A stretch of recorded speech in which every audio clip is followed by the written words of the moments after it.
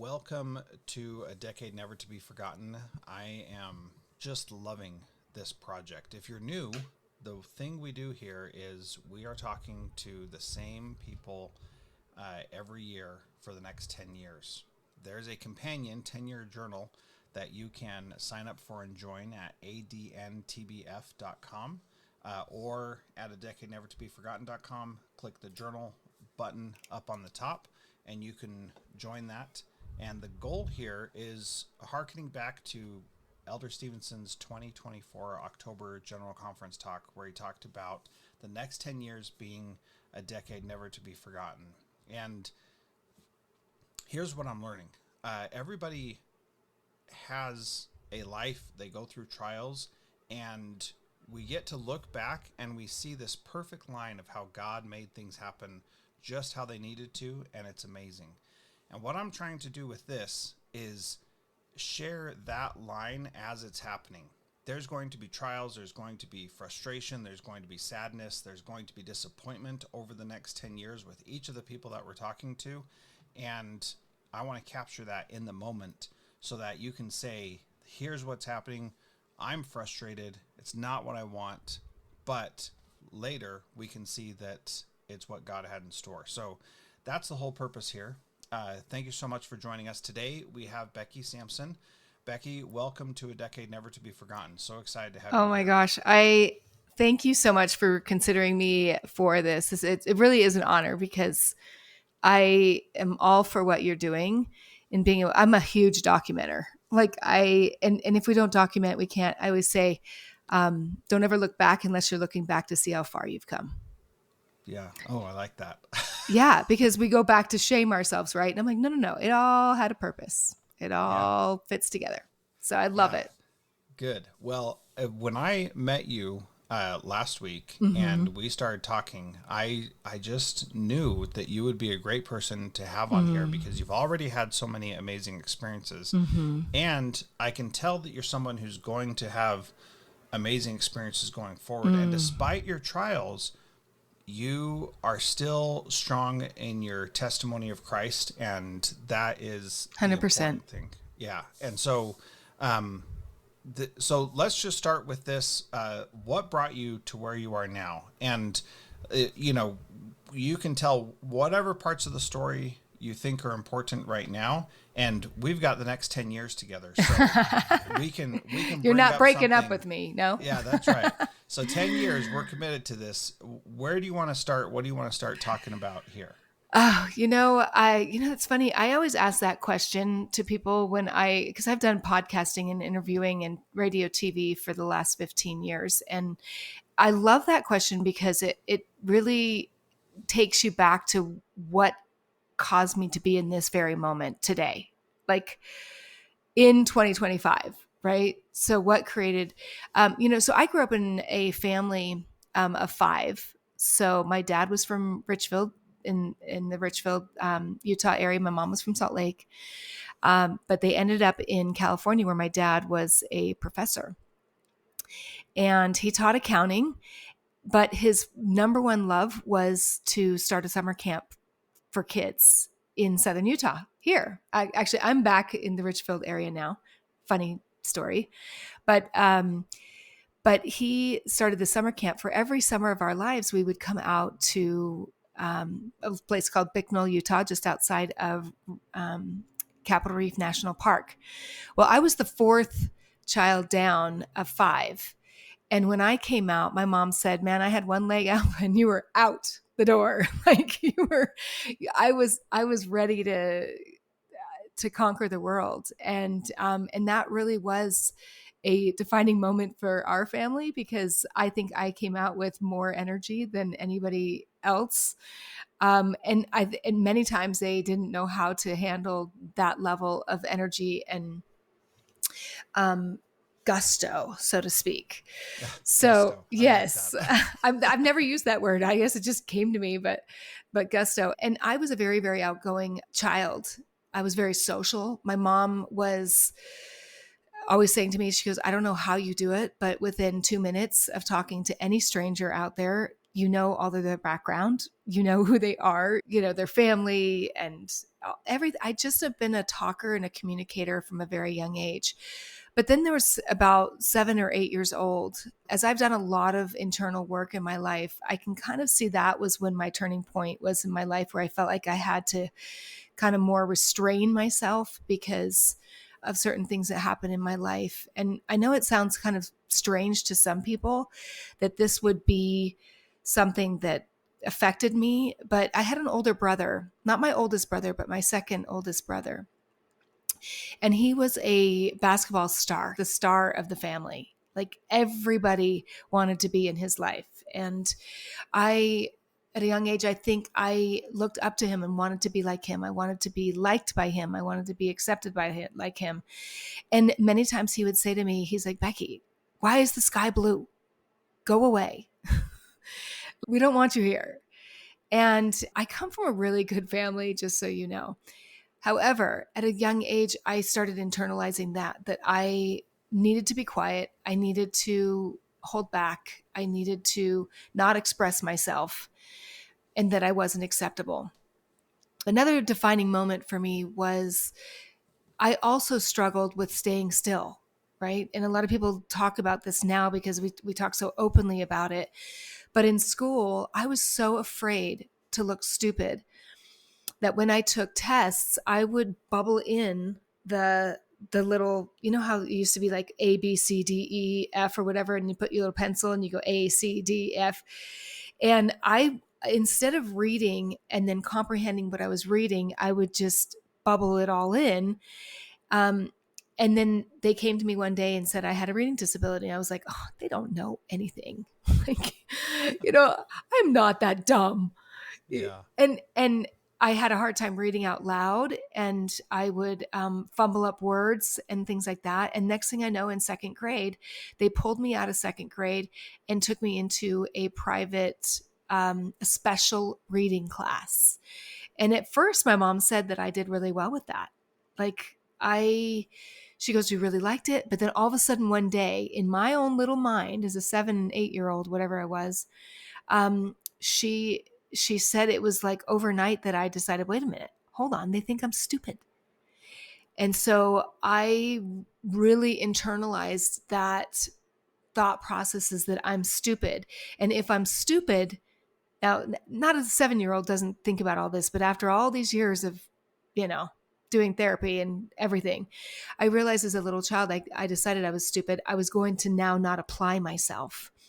And so then by not applying myself in school and not doing my homework and not being perfect at it, I ended up getting D's and F's. And I barely graduated from high school with a 1.7, which is a D average. Yeah. And I spent most of my life feeling absolutely stupid. But also what happened to me at that point was that I ended up turning to food.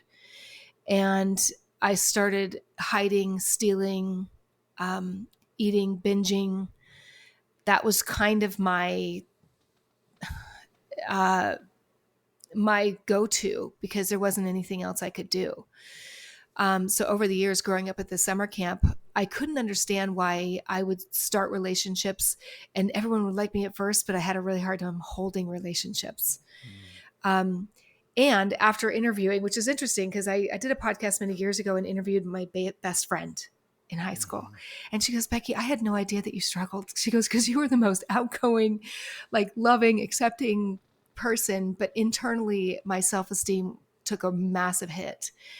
And it took me many years. And then, of course, I gained weight. And then I felt even less accepted by other people. And then in all kinds of things. And then when high school came, I at one point wanted to drop out. And I told my parents, I said, I'm done. I'm done with this.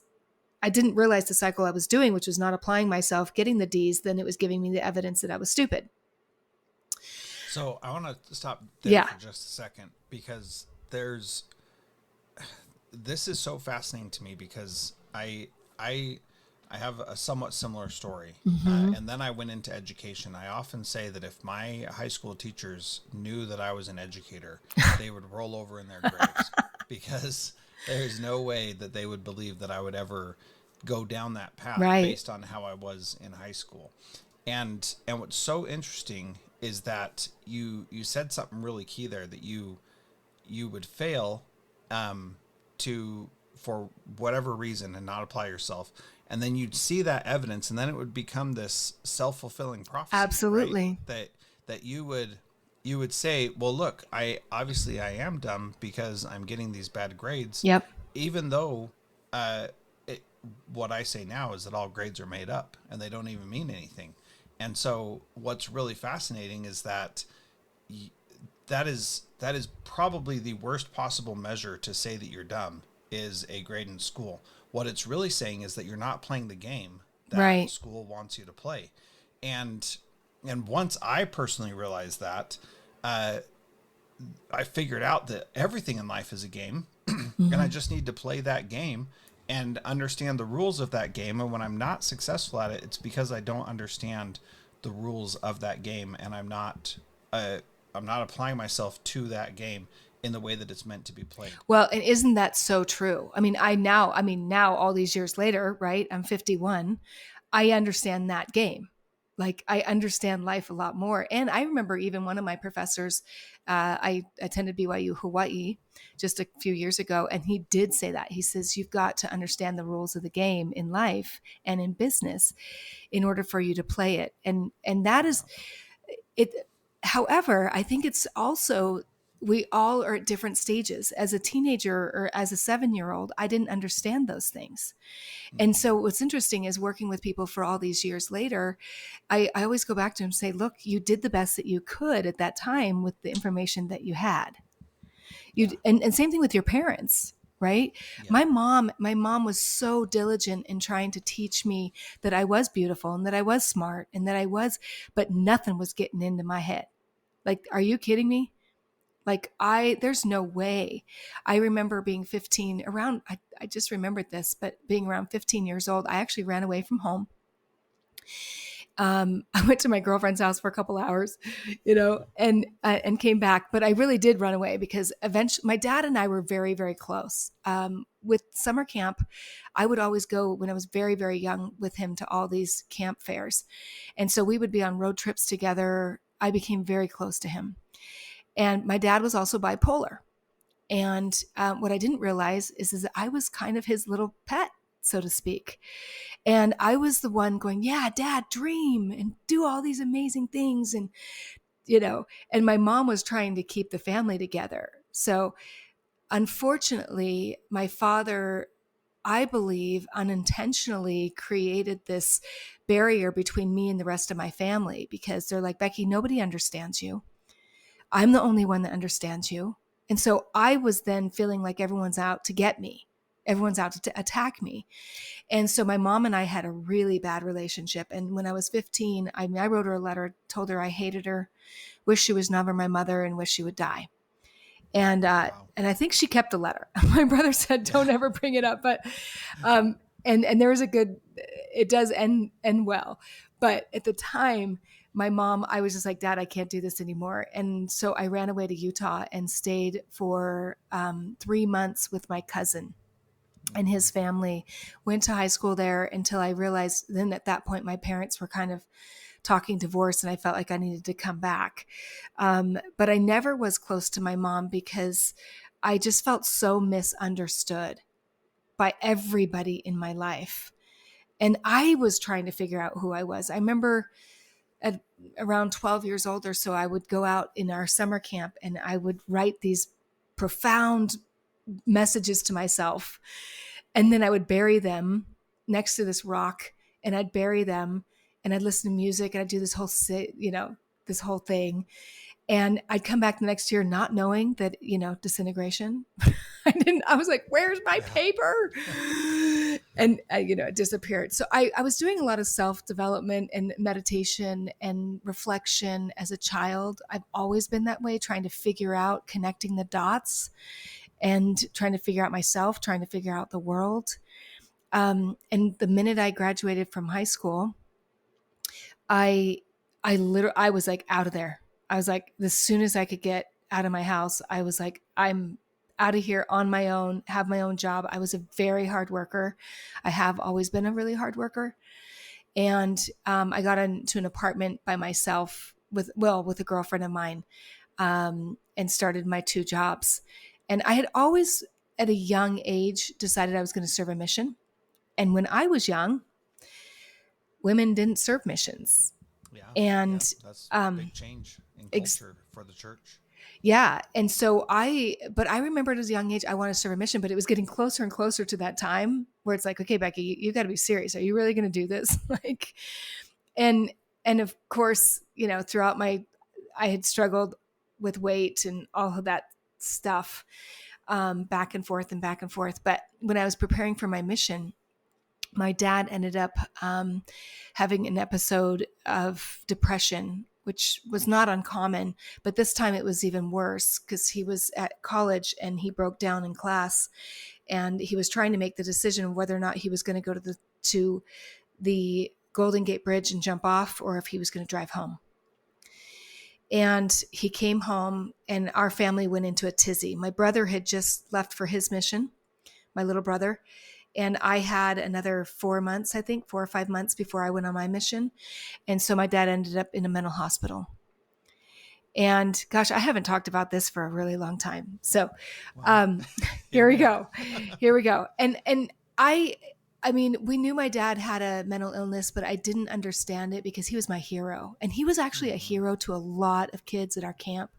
He was a second dad. He was a grandfather. I mean, still to this day, I had a conversation the other day from somebody that, they just idolized my dad. So that's how I saw him. So seeing him in a weak moment was really hard for me. Well, and here's another thing that is so fascinating. We often think of our parents as, amazing or terrible or whatever. But the reality is especially once we get older and realize that they were just struggling through life just like we are, and like everybody before them and everybody after them. We're all going to go through these struggles, and it's so fascinating because we think, well, especially when we're young, this didn't happen in my household. We didn't have these struggles. Right. Or if we did, then it's like we downplay it like it's not a big deal. And then we realize that everybody goes through these things, and they're not all exactly the same, but they are all the same in a different perspective, which is that we all have weaknesses and we all have challenges and trials in our life. And that's the whole point of our life. And when you're young, it's easy to think, my parents are perfect or my parents are great or whatever. Well, you don't know any different. You don't. And then you become an adult yourself and you're like, oh my goodness, they were dealing with this. And I was such a terrible kid. What is wrong with me? I was horrible. I know. Well, it's the cycle of life, right? I mean, and I do think that we do, even now as adults, we have a different perspective, but the more we experience, the broader and the bigger the perspective gets. I'm a very different person now than I was back then. And oftentimes when you're doing therapy and you're going through that process, you go, okay, what would you tell your 7-year-old girl? What would you tell her knowing where you are now? You're doing a great job, and it's okay that your brother rejected you and it's okay. And he probably was protecting you. How about that? Yeah. He was probably protecting you from this older group of kids, and you took it a certain way. And my mom and I have talked so much about this, is that, Becky, it wasn't that you grew, and I was like, oh, they're so abusive and they're so, and I look back and I'm like, I really grew up with an amazing life. I mean, I grew up in California, and then every summer of my life, I got to go out to Southern Utah and meet people from all over the world, sleep under every star in the universe, and have all these crazy adventures and almost die several times. I mean, it's like, then I'd go back and I'd ask my best friend, I'm like, what'd you do for summer? She's like, I went swimming. I'm like, I have an incredible life. Yeah. But at that time I didn't see that. And I didn't see the struggle that my mom had of instability, of my dad doing these crazy ideas and buying things. And she was like just doing her best to keep the family together. And it wasn't really until my dad was hospitalized where I really kind of started seeing the writing on the wall. And I remember going to him and they said that we couldn't bring anything breakable. And it took my sister and I. My sister above me and my little brother are both blind. They're legally blind. They were born that way. So I was driving my sister and I up to the hospital up in Menlo Park, I think it was, California. And we walked in and it was just it was sad for me to see my dad in such a frail place. And for him to basically say, "Don't judge me," you know? And my dad really, we always looked at him. He was always strong. He was always the one that you go to fix things and adventure and fun and all of that stuff. And here he was really contemplating his life. And so several months after that, we had to deal with the reality that my dad had spent quite a bit of money without my mom knowing. And we had all this credit card debt and everything. And my sister and I would go to work during the day and we'd come home. And of course, what's funny is my mom, this is before computers and all that stuff. When we were young, she wanted us to learn how to type. And so because my brother and sister are blind, we'd have this thing where she built this little block over our keyboard, not a keyboard. Yeah. It wasn't even a keyboard. It was a typewriter. Mm-hmm. And so my sister would go and type things into the computer, which is like the first Mac, mm-hmm. those little tiny, because we lived in the Bay Area. And she would type things into the computer as I read them. Mm-hmm. And we did Excel spreadsheets with all this debt that we had. And people would be flying in, and my dad was just devastated that people knew what was going on, the internal battle. Yeah. And here I was preparing to go on a mission. And that about 5 months later, I get my mission called to Idaho-Pocatello. And I was like, Idaho? Like, I was hoping to go to France maybe because I studied French, in high school. Parlez-vous français? But I ended up going to and there's a real reason why I believe the Lord, and many reasons. And actually it goes back to something that you said this morning when your intro is that why we stayed connected to the church. And I'll circle back to that. But I got my mission to Idaho-Pocatello, and come to find out that's where my parents, their first year of marriage was. And then they were kind of trying to, because I was crying, and I still to this day have not found the video that my dad took that day I opened my mission call, because I literally was like, are you kidding me? And so they kind of had to talk me into going. And anyway, I ended up going. My mom would write me every single day. Every week of the mission. And my dad, every once in a while, I'd get a letter from him. But our mission president was very, very unconventional. He was a convert from Oklahoma City, and he was a Bible basher. So it was unusual. You usually only get Mother's Day and I think Christmas to call home, but I got to call home on Father's Day every year. And it was 1996. I had only a couple months left in my mission. And I called home and talked to my dad, of course. And then right after that, I was struggling with some companions. And he wrote me this beautiful letter. And he just said, Becky, I've always believed in you. He's out of all my kids, you are a fighter. And he goes, I worry least about you, but don't tell your other siblings. Yeah. Classic dad move. Yeah, total classic dad move, right? And he says, I believe in you. I know who you are. Don't let anybody dim. My dad had been inactive the last 6 years of before I went on my mission. And so it was precious what he was writing to me. And then he said to me, he says, I know I'm not supposed to be trunky, but I'm really trunky for you to come home. I miss our conversations and I miss everything. Well, a week before my mission ended, I got a call. And And I got a call actually from my cousin. I think she's my cousin or aunt. I can't remember, but I've never met her before in my life.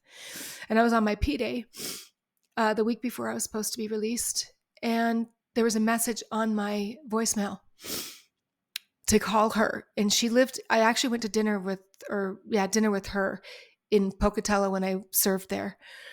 And I had already given back my calling card and everything because we were finishing our mission. And we get this message, and I said to my companion, I said, there's something not right. I don't know what's going on.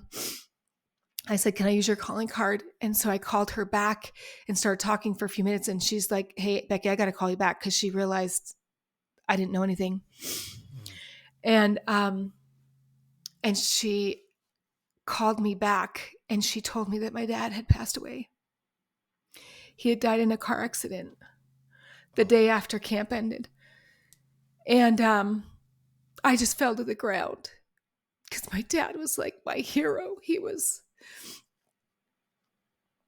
it's funny, I don't I don't usually cry about my dad, but because it's actually a good story. He's been amazing to father me from the other side of the veil.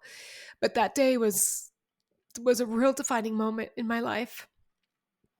And of course, they put me on a plane the next day. I came back to Utah. My mom had flown to Utah. We were going to have the funeral here in southern Utah. And I remember meeting with the state president, and he's like, you better take that tag off right now, or I'm going to wrestle you to the ground. Because I just wasn't ready, And then we, of course, had the funeral, and amazing people came from all over the world. And I was determined that I was going to see my dad. And being a missionary, and it didn't happen, and I was discouraged. But I will tell you, for the next year after that, I had so many dreams of my dad coming back to me and just saying, you know what, Becky, you'll be just fine. And that was the beginning of my mother and I repairing our relationship. And I said to her at one point, I said, I think Dad needed to leave in order for you and I to have a relationship. And she and I we're best friends. She called me the other day, and she said, Becky, there's only a couple of people. I've only had two best friends in my life, and one's my sister and the other one's you. And she wants me to speak at her funeral, because she's like, you've got to tell this story, this miraculous story. But so, as we've talked about things that happen for a reason, I am 100% convinced that my dad went when he was supposed to go. And although would I love to have him in my life? Would I love to have him, be able to call him and go on another road trip with him? I have felt him so close to me and guiding me, because he was such an entrepreneur, and I am too. And I think like him. I inspire people like him. It was always my dream to take the best parts of my dad and continue that in life. Yeah, Becky, that comment, take the best parts of our parents and continue that in our life, is the dream of, I believe, every parent out there. Absolutely. Like, every parent knows that that they are not perfect. And my dad, he told me when I was like 15 or 16, he said something along the lines of that he didn't have everything figured out yet. And I remember thinking, man, what an idiot. How can you not have things figured out yet when you're mid 40s, late 40s, early 50s, however old he was? Right. I don't remember exactly, but I remember thinking, man, that really stinks.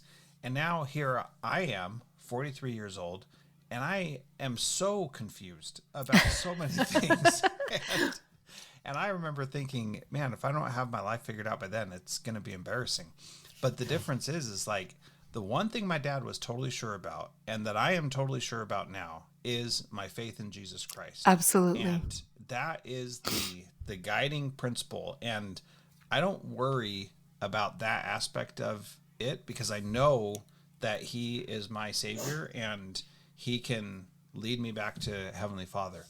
And the thing that's so amazing about that is that my dad had a lot of problems, also struggled with bipolar disorder and that. But if I could take the best things from him and pass those on and emulate those things, then that would be a great honor to him as my dad. And same with my mom, who's still alive. Like your mom. And like, those are the things I want to pass on to my kids, the great things that my parents did, and just leave the negative things behind because they weren't perfect. Well, those are how we learn from, right? Like, I think that I call those parental paydays. Is when a parent sees the full circle of the realization where we wake up and go, oh my gosh, like my mom was trying to teach me structure. She goes, if I could have taught you structure, Becky, earlier in your life, like I was trying to do, but my dad was he's like, hey, forget about the structure. Let's go play. And so he wasn't working in conjunction with my mom. And now that I have the structure in my life, I embrace it. And my mom's like, yes, this is what I was trying to tell you. You were smart. You are beautiful. You are like, and so it's a parental payday for her. And it is, I love that you said that it is honoring our parents. My mom's had a real hard time with camp, our summer camp, because, and I finally said to her a couple of years ago, I said, you know what, Mom, the reason why I think you have a hard time with camp is because that was the other wife. My dad loved camp because he was the hero there. He wasn't a hero at home. You were trying to hold things together while he went out and changed the world for all these youth around the world. And it's like, and so it's coming back to her and helping her realize that her sacrifice that she made has changed so many people's lives, and there's a ripple effect. And so did it serve a purpose? Yes. Was it difficult? Yes. Was it some days that you want to just give up? Yes. And one thing I loved about my mom, I still love about my mom, is that even though I was a screaming teenager, she would still come into my bedroom and she would still pray with me. And I remember as a teenager, and I tell every parent that I talk to or I coach or any of this, is that even though your kids are giving you resistance, keep doing it. Because I remember her leaving my room one night after we had knelt by my bed and prayed. And I remember thinking to myself, why am I so mean to her? But you know what? Thinking about it now is I was set up to be mean to her. My dad was like, she doesn't understand you. Don't be vulnerable with her, Oh, and so I was under influence, and I don't think my dad did it on purpose. I think it was just, he was trying to navigate through everything and keeping me tight to him because I was his cheerleader, And going back to something that you also mentioned is, I believe one of the main reasons, and I'm even more convinced of it now with everything we've gone through in the last several years, with people leaving the church, I'm even more convinced that one of the reasons why God sent me to Idaho-Pocatello Mission was the majority of my mission was working with inactives and overage youth and seeing what it does to a family when they don't have the gospel. Now, I am the first one to tell anybody and everybody in the world that the gospel's true, the people in the church are not. And I remember I knocked on a door one day, and this guy I think he was in his 70s. I mean, it's all relative now, right?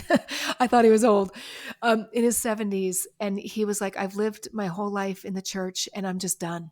And I said, really? You're going to go all of that time and then give up? Like, really? Yeah. And I've also come to realize that everybody's on their own journey. It's not mine to judge. Yeah. Because that's between them and God. Yep. Well, and to that point, everybody is on their own journey. And we presume to know, just because we know that something's right, that everybody else should absolutely understand the exact same way. And that's not the case at all. It's not. And God understands that. 100%. And so and he understands where people need to be and what their journey is back to him. and that it's their choice also, right? That it's not our choice or even his choice. That's the gift of agency that he's given us, that we get to choose how we interact with him, and he doesn't ever force us to do it. And But that's not that his is the plan. plan. Yeah. Agency is the plan. And so Yes. people that push agency on someone and judgment is not the plan. Yeah. And, Exactly. I work with two gals right now that I'm accountability partners, and we do videos back and forth. And one of them, I mean, they're not LDS, and I never force my religion on anybody. But a conversation came up this last week. She goes, well, how do I address like my faith and like my followers? And do I call it higher power, or do I call it universe? Or, yeah, I said, honey, just be yourself. Like, Yeah. let Totally. people, don't push your agenda, your religion, your beliefs on anybody, because that is not God's and Christ's way. Yeah. We can Well, share and invite. yeah, and you mentioned that your mission president was a Bible basher. Oh yeah. And so another thing that is very popular right now is fighting online about, who believes what and what's right and Right. what's wrong. And I never want to take that approach. No. I don't ever want to get in those battles with people, because they're not productive. And I'm not going to convince anyone. So I don't try to convince anyone with what I'm doing. I just share and then say, if you want to learn more, then let's talk. I love having deep doctrinal discussions and debates, but never to convince someone of something that I believe. I totally despise that. What I want is to testify and to proclaim, and not to fight or to have an argument. I just want to share what I believe and let you do what you will with it. And that's the approach that I've taken. And I feel so much peace being able to do that. Now, I mentioned that I was a educator, so I was in the public school system, and it was not appropriate for me to share my beliefs Right. like that Yep. In that position. And now that I'm not, I'm very grateful that I can be more myself and share who I am more fully. Right. And I'm still trying to figure out how to do that in the best way that I can. That's authentic to myself, but also isn't like saying my way is the only way, and if you don't agree with me, then we have nothing to do. And I've had to go on my own journey, my own faith journey to get to this point. Yeah. Because I grew up I mean, obviously we didn't have as many LDS people in California. And so many times my friends in high school would protect me from drinking. I mean, I never got involved in any of that stuff, but even if I was like, well, let me see the marijuana, they were like, no, Becky, you're LDS, you're Mormon. I was so they would protect me in that way. But I've never really, but I've had my own faith moments. And I believe what grounded me was my mission, that allowed me to serve and have compassion for these people who have been offended and left the church. Yeah. But you read in the scriptures and you go, man, how many of those guys were so against the church, and then they came back and were like the best missionaries? And so who are you to say, or who am I to say that their journey is not right or wrong? I'm not playing God. I can't play God. And actually what's interesting is the day so once I found out that my dad had passed away, I immediately called my mom. I said, why didn't you call me? She's like, well, we didn't have your number. I said, you did have my number. So I started like really getting upset. I'm like, why did I have to hear about my dad passing away from somebody I don't even know? And then next thing I know, and my mission president was just trying to figure out a bunch of stuff before he came down to meet with me. But he came down to meet with me face to face. And he says, Becky, don't let this experience of your dad's death cause you to go inactive. And I was, what are you talking about? Why would I go inactive about that? And so it's interesting. I've never really been one that has challenged the church until I've gotten to some certain things in my life. And now I've gotten to this beautiful, peaceful place going, look, people are not perfect.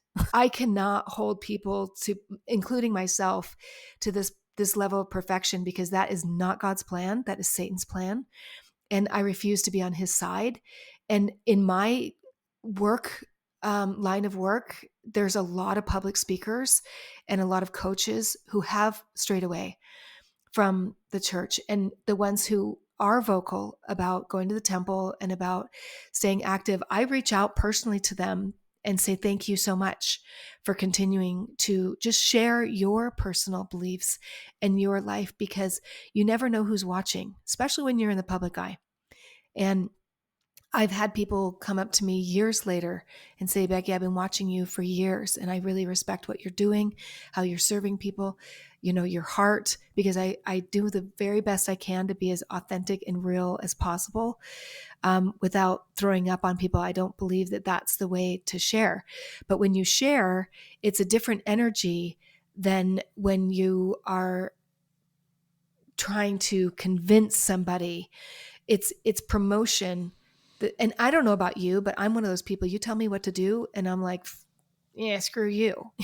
Like, and I've learned through my processes, and especially through my divorces, that it's like, if you want to influence me, you say, Becky, you might want to consider what you're saying, or you might want to consider what you're doing, or you might want to consider, then it's like, okay, great. You're now giving me the agency and the space to step back and go, I'm going to consider that. I might give you a little kickback at first, but just hang on.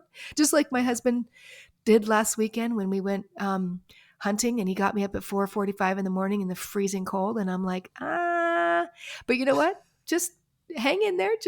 I'll get there. And eventually I was like, okay, this is fun, So it's the same way with the gospel. So kind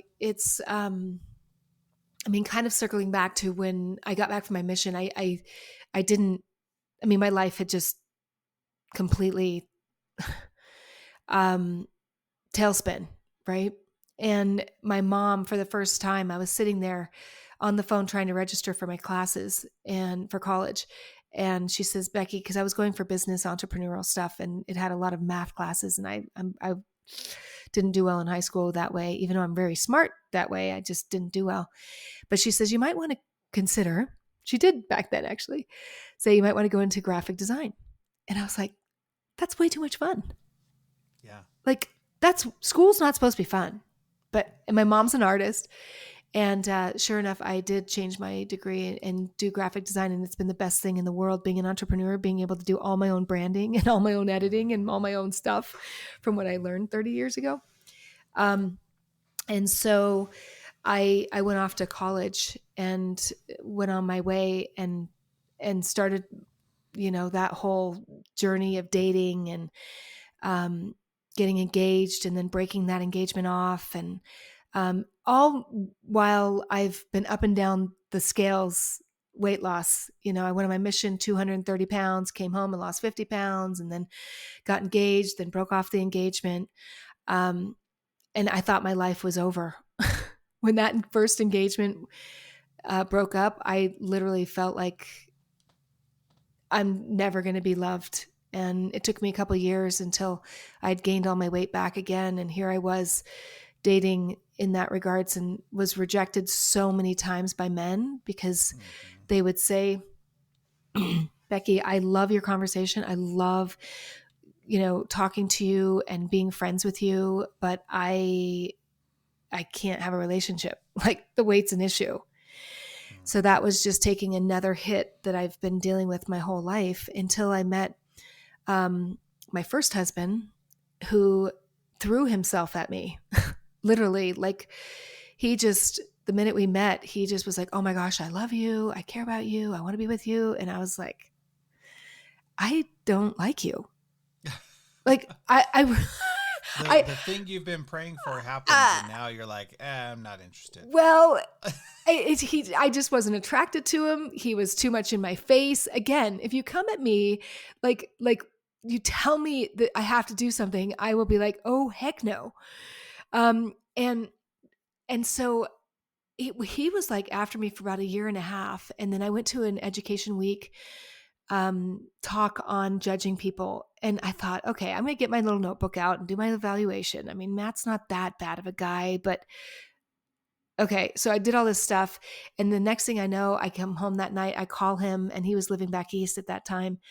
And And I said to him, I said, I love you. 2 weeks later, I was on a plane to back east. And I said to my mom, I said, don't worry, I'm not interested. I'm just going to kind of just see what happens here. And then within 2 days, we got engaged. 2.5 months later, we got married. Fast. Yeah. And I was 29 years old. And that was definitely something. I think I had gotten to the point where I had been rejected by so many men that he didn't care that I was 230 pounds. He just thought I walked on water. He just thought, but I didn't feel that way towards him. And but looking back now, and by the way, we've done a podcast 3 years after our divorce. We did a podcast, and I just had my husband now actually listen to it for the first time the other day. We did an hour and a half where we talked very openly, but from the get-go, there was abuse. Not only physical abuse, but emotional abuse. And I don't hide the fact that I was abusive to him. And that's not something that you usually hear from women. Yeah. Because I didn't know what I didn't know. I knew that it was a really unhealthy relationship. Within a couple of weeks, I got pregnant.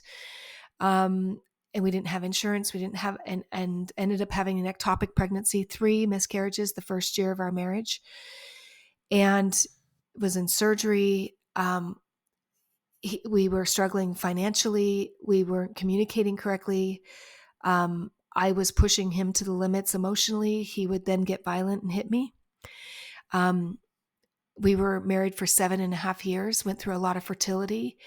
We would have really good moments, but then we would cycle and it would get crazy.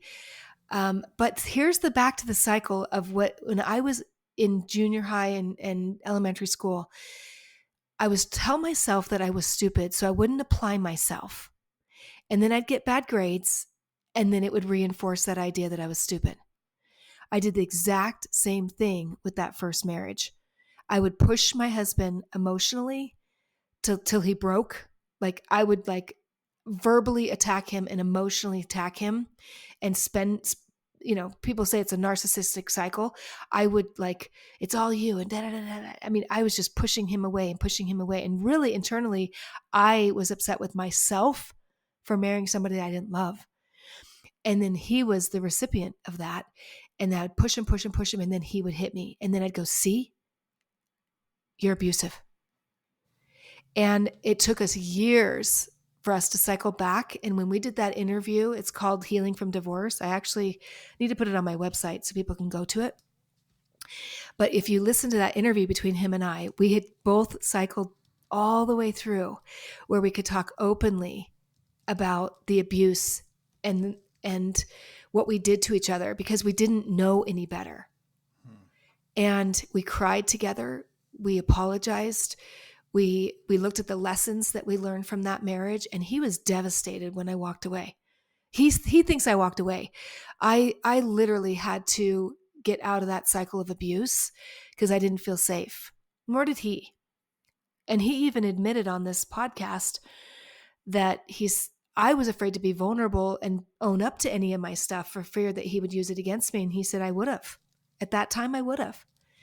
And so that's a very, very unusual experience that most couples don't get a chance to, is to cycle back and process.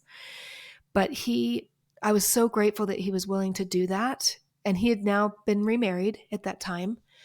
I went through a lot of self-development. I lost 130 pounds towards the end of our marriage, which changed the dynamics of things. And when we did this interview, my girlfriend did the interview for us. And that was the first time I think he had seen me personally with all my weight off.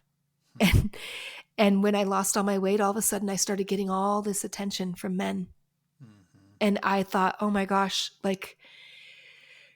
this is not fair. I mean, it's not fair that I've been the same person inside. However, I was now having men run after at gas stations, running after the door to open it up for me, and now we're asking me on dates and we're just enamored by me. And what I didn't realize is I was this beautiful woman all along. I just didn't know it. Yeah. And how interesting that the the weight loss helps you see your own beauty Yeah. that is innate in you as a divine daughter of God that Yeah. every single woman has. And there's something that prevents women from seeing their beauty and men from seeing their masculinity and beauty as well, that some weakness that prevents us from seeing ourselves how God sees us, which is as beautiful, amazing creations of his. Yeah. And that is a tragedy for the whole human race. Well, let's And take yet this it's back. also part of the plan. Yeah, let's take it back to Satan. And as easy and simple, as basic as Satan's plan versus God's plan in Christ, right? Is that, so for me, it was a food addiction. I use food as my drug. I was introduced to a 12-step program for food addiction, totally free. It's a worldwide organization. I can't name it because they won't let me publicly, but you can go look at it. And I got introduced, and I mean, it changed everything for me. Once I got off the sugar and the flour, I realized that was Satan's way of keeping me from seeing what God saw in me. I'm not saying that that's true for everybody, but for me, it was. I mean, within a week or two of me being on this program, we have a very specific food program, and it doesn't include sugar and flour. All of a sudden, I was like, oh my gosh. Like this, I'll tell that story real quick because my girlfriend and I, she's now 86. She's 4'11", Filipino, just one of my best friends.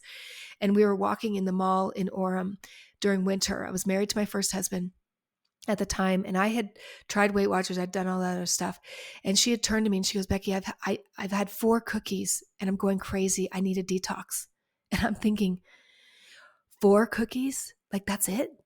Are you kidding me? Like maybe 2 bags. And then I would think to myself about getting a detox. And she goes, you know what? This is a Thursday morning. And she goes, tomorrow there's a conference down in Vegas for this 12-step program.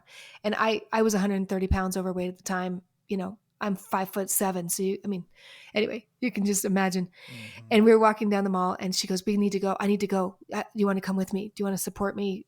Come with me. And she's an enroller.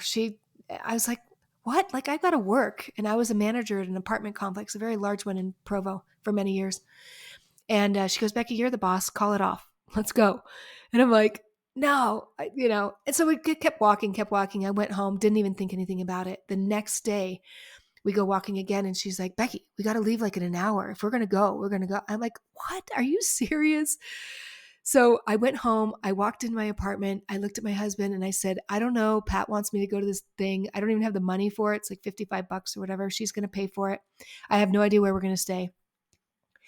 And, but she's picking me up. I'm going to go to work and tell him I'm going to take the day off. And we did. We took off and we headed towards Vegas, which is a 5-hour drive.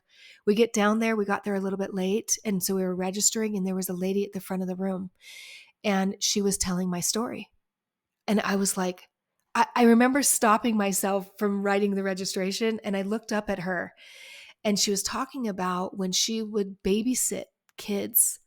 When she was a kid, she cared more about the food in the house than the kids that she was caring for.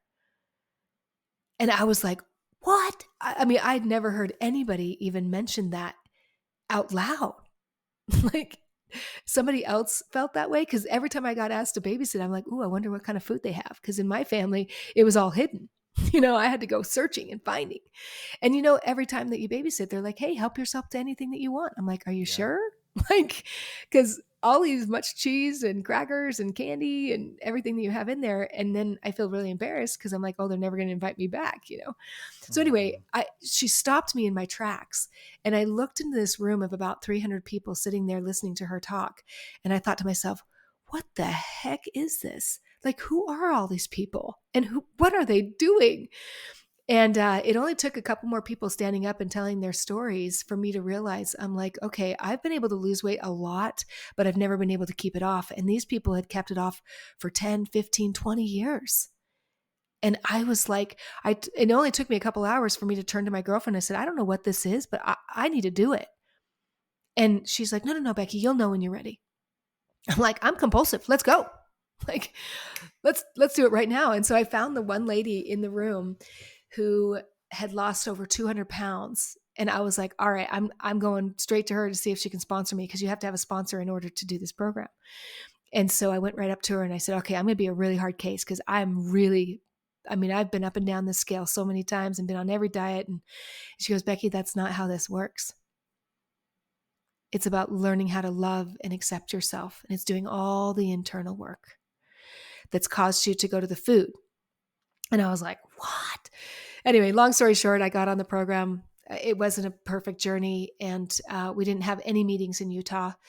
My girlfriend and I, the 86-year-old now, Filipino, she came to me that day and she goes, we need to start a meeting in Utah. And we did, and it ended up going to 8 meetings, ended up 150 people in Utah, huge organization. And I ended up losing the 130 pounds and got down to a size 2. I actually got really tiny. And, but it changed the dynamics with my first husband. And like I said, it changed the way that I saw myself. And I ended up having to do a lot of mirror work intuitively, sitting in front of the mirror, just going, who am I? Like, and I'd sit and I'd hit my face like this in front of the mirror. And I'm like, this is just a meat suit. It's not who I am. It's what I am. This body explains a journey I've been on. And so I really went inward in doing a lot of writing and a lot of searching to God to bring my value into place, because I wanted to know that I was valuable at 266 pounds. And I was also valuable at 135 pounds, And that is the greatest lie that Satan wants us to think, that the outward world gets to determine our value on the inside world. Yeah. Well, and to that point, Satan will use anything that he can. Anything.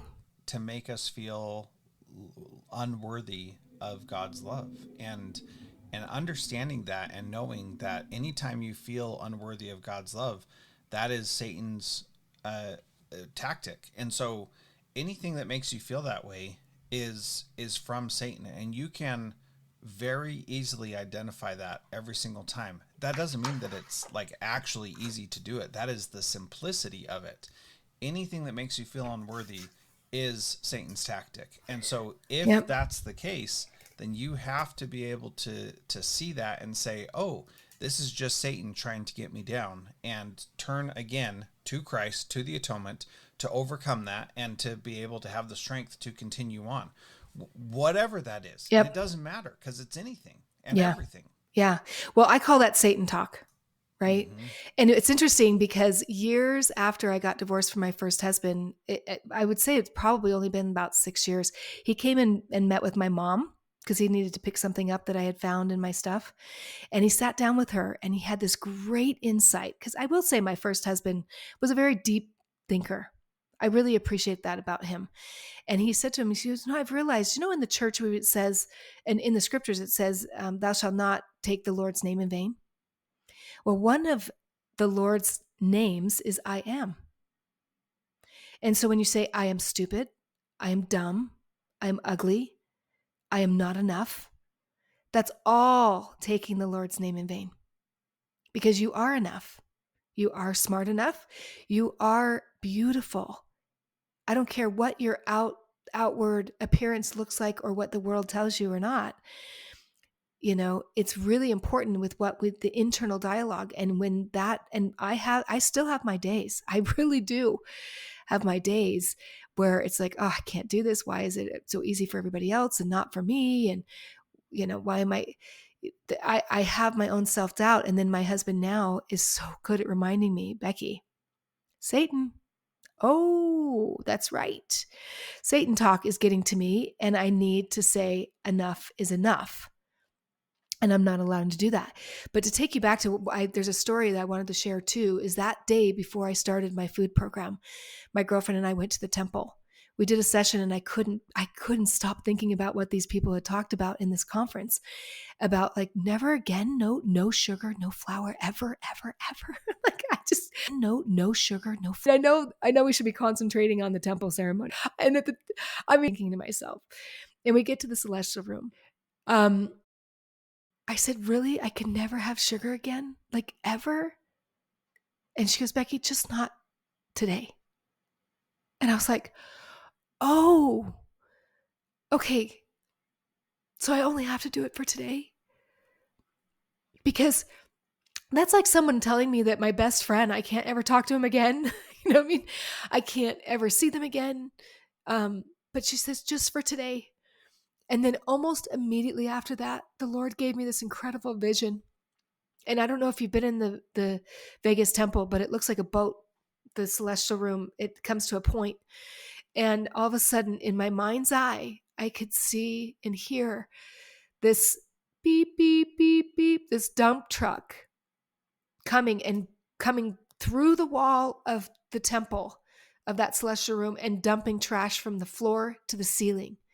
And I turned to my girlfriend and I said, what do you think would happen? Literally would happen to the spirit right now if a dump truck came through and dumped all this trash in here? And she goes, the spirit would be gone. And in that second and in that moment, the Lord taught me, Becky, that's what you've been doing to your body. You wonder why you haven't been able to feel and understand God's true divinity that is in you is because you've been defiling your temple. And I was like, what?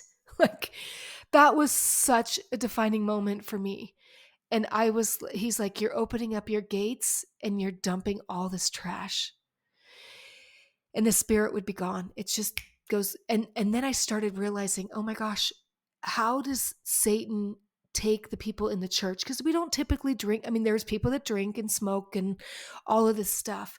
But I'm thinking, wow, how many Relief Society cookbooks have been around cookies and cakes and funeral potatoes and all of this stuff, and how many people in the temple are obese and can hardly even stand long enough to serve, or can't, all of this stuff, and how many obesity, and the church, and speak to the people because they wanted to know my story and my perspective on why they were having to turn away so many people to serve missions. And I'm thinking, wow, Satan is tricky.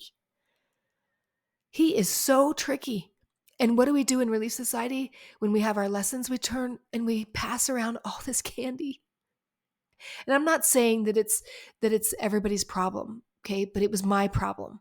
It was my addiction that kept me from hearing God. And I'm telling you, within a couple of weeks of being off that sugar, I had a connection with God that I had never truly felt before. And that is why I went crazy talking to me about 12-step. And I had bishops going, Becky, stop talking about 12-step. I'm like, do you understand 12-step is just the atonement? Do you understand that? I don't care what the addiction is. I don't have any judgment to anybody with any addiction, because all it is an avoidance of having to deal with what's really going on in an emotion. And it causes them to go to anger, to go to drugs, to alcohol, to pornography, to whatever the addiction is. Their brain works just like mine. And when I got into recovery, I really started understanding what the atonement, I understood what Ether 1227 is. Bring your weakness to me, Becky. And when you bring your weakness to me and surrender it to me, I will make you strong. Now, all of a sudden, sugar and flour didn't call out my name because I was partnering with God in that journey. Well, and you said something that your friend said, you don't have to give it up forever, just today. And it doesn't have to, when you think about forever, then it becomes overwhelming and like, oh, I can never do this again.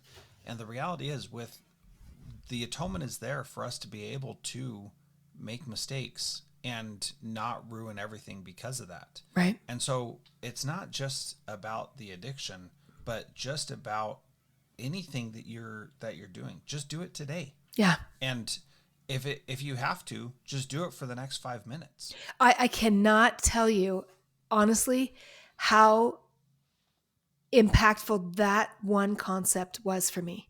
People go, well, how did you lose 130 pounds? I wasn't looking at it 130 pounds. I was literally looking at 1 pound a day, or 1 pound at a time, and 1 day at a time, and sometimes 1 meal at a time. And that is how I've had to apply that to all the other challenges that I've had since that. I mean, that was, gosh, I started that journey 15, 16 years ago. And I've had way more challenging things. And I've had to be like, okay, so just for today, I'm going to feel this emotion. Even if people struggle, and you having a dad that's bipolar, I don't know if you're experiencing this too, but I'm really sensitive to my mental health because I'm very aware that it's hereditary. And I do not want to be, I want to protect that mental health. And so that 1 day at a time principle and applying that to all aspects of life, that, and Satan, I think, will teach us, oh, look at this big boulder and look at this huge thing that's going on in your life. And you might as well give up. Who cares? Like, just, and that he wants to pin us into a corner where we do give up. And God's going, are you kidding me? Like, I'm right here. I'll give you what you need when you need it, when you need it. That piece is so true. He's ready to give us exactly what we need when we need it, and he's waiting to give it to us. And we need to be open to it. Yes, exactly, because it could be sitting there right in front of us, and we don't see it because we're not paying attention, because we're not open to it. And so he could have the answer right there in front of us, and we're avoiding it or ignoring it or whatever. Well, that's because he values agency. That's what we fought for in the preexistence. And because he values that agency, he cannot give us what we are unwilling to receive. And so being open, it's just like kind of back to what we were talking about before. If you're going to share the gospel, why are you trying to share the gospel for somebody that's not open? Like, it doesn't. Now, if they're open, and you can even ask them, are you open to a different perspective? Are you open to me sharing with you what my experience has been with Christ, or with God, or with the temple, or with my testimony, or this journey? If you are, great, I'll share it. If not, I'm okay. I don't need agency. You know, my mom's an artist, and I've been trying to get her to turn this into the church, because she has this huge chart that's like 15 feet long. I mean, it's like she's put her testimony on this huge chart of the plan of salvation. And I can't tell you how many parts in that journey from pre-existence all the way to celestial kingdom is all agency. I mean, she writes it in red. It's all over this chart. Agency, agency, agency, you know. And we need to give that. And it's the same thing with marriages. I mean, I'm going to say this in relationships and marriages, because when you get into a relationship, when I get into relationships, we are always a choice. We're a choice who we become. We are a choice how we treat each other, how we choose to see the other person. And that was one thing that really shifted my heart, is after my first divorce, I started dating all these guys that would tell me these nightmare stories. And I think it was really important to me, because I didn't create a safe space for my husband, that it was very intentional that when I started dating, I would create these very safe spaces for these men to be men, because we're losing the masculine part of men, because women are becoming so masculine. And I was too. I was very masculine in my first marriage. And I actually went and learned how to dance after my divorce, because I needed to lean into that femininity and lean into the masculinity and trust it. And so I started writing a book. Well, there's several things that I started doing, in writing a book called Love Like a Lady, which was all the stuff that I learned from all these men that I had met, and the things that they had wanted in relationships. And a big one that came out of that was appreciation. And And I can't even tell you how many men started crying on the first dates. And I said to him, I said, Yeah. look, if I have to coach you, I certainly can't date you, because Yeah. it's just, I'll be your friend and whatever, but I, I, I can't have that be anyway. So I was actually single for 8 years and dated a lot of men and heard a lot of stories. Dated a lot of really good men. And then eventually, at that point I was doing a lot of radio, TV. I got into TV later on, but radio, because that was my one avenue that I could go. And I remember the first time I did my radio, I cried before. I don't know about you, but when my girlfriend asked me to host her show, and it was a real radio show, I went into the studio and everything.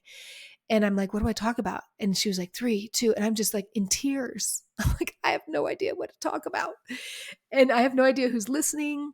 And I told her, I'm like, well, did you know how many people are listening? She goes, it doesn't matter, Becky, just talk. And I was like, and so people were like, wow, you do radio? And this is before podcast and I'm like, yeah, I talked to a microphone for 2 hours. It's pretty sexy. So, um, and I have no idea like what's going to happen with that, but it got me into the public eye and started speaking and doing coaching programs. And a lot of people were coming to me for weight loss just because of my story. But it was difficult for me to make money doing that because I did it through a 12-step program, which was free. I even moved to Ireland and spent a year there. I'd never been out of the country. But I realized I worked with, it took me 3 years to realize that they were crooks and they were taking people and they were using my good name and my good story and my goodwill, because people trust me almost immediately when I meet them. That's just who they are. That's who I am, I should say. And they needed that in order for that business to go. But it also taught me a lot about life. It opened my eyes to be not as trusting of people. And I hate to say that, but that's when I started going, okay, I need to start vetting people like in my life. I'm not just going to open the door and let anybody in. But I came back from that a little bit more focused on how do I serve and help people. And one of the things that came to my mind today when you were talking about the 10 years was, I truly believe that every single one of us has a purpose and God sees our strengths and he sees our weaknesses and he sees the people that he wants us to serve. And I oftentimes have my coaching friends call me when they're in the middle of their disaster and they're just like, Becky, why is this happening? Why? And I am a real true believer that every single thing that you go through is happening for you, not to you. And when it's happening for you, then what's the lesson? Yep. Yeah.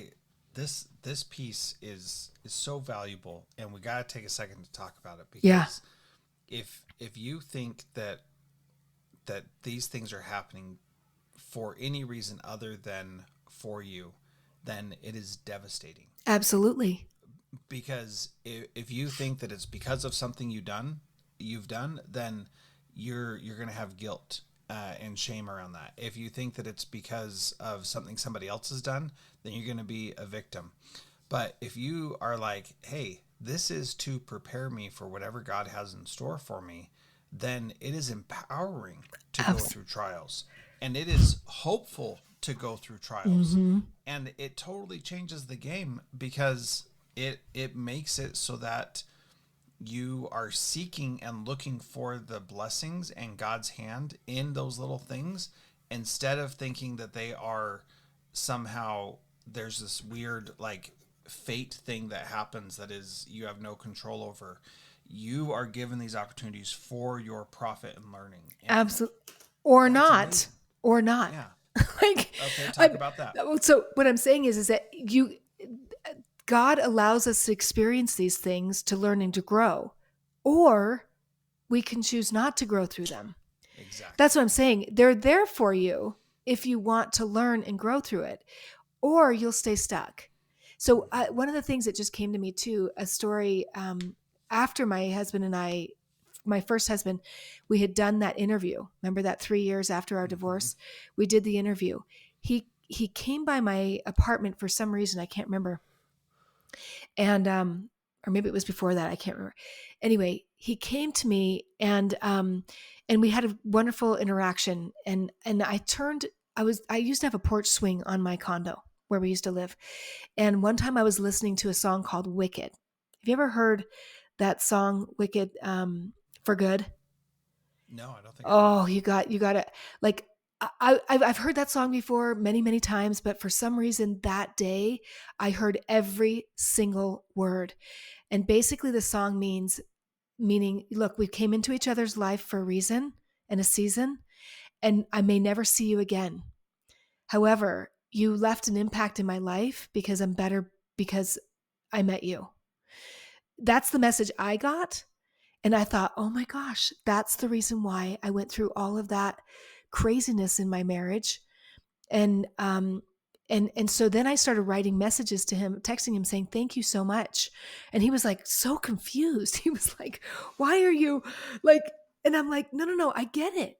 I now get it, that it was supposed to be something, because that relationship, beat the hell out of me, meaning the part of me that I needed to address, the part of me that was low self-esteem, that didn't understand what my value was, all that hellish part out that was in me at that point, I was able to process because he was instrumental in standing in that space as we went through this together. And so it did. I at that point, and this is what I say to people coming out of divorces, or any difficult relationship, is that you look back. The sweet spot is when you can get to love, acceptance, and appreciation for that relationship, and then now you're ready to move on. And that was a really big moment for me.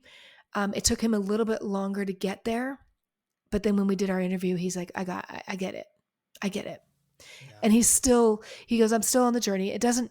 Life is a journey, not a destination. That's a very cliche thing to say. But if you really, really understand that, it's the same thing with my weight loss. Just because I hit my goal weight for the first time in my life, I quit my job and got divorced all in the same month of July, 2010. Wow. And I literally, I did a total reset. But it was interesting when I started struggling with my weight again, I'm like, oh, this is not a destination. Like, I have to keep working at it. I have to keep improving myself.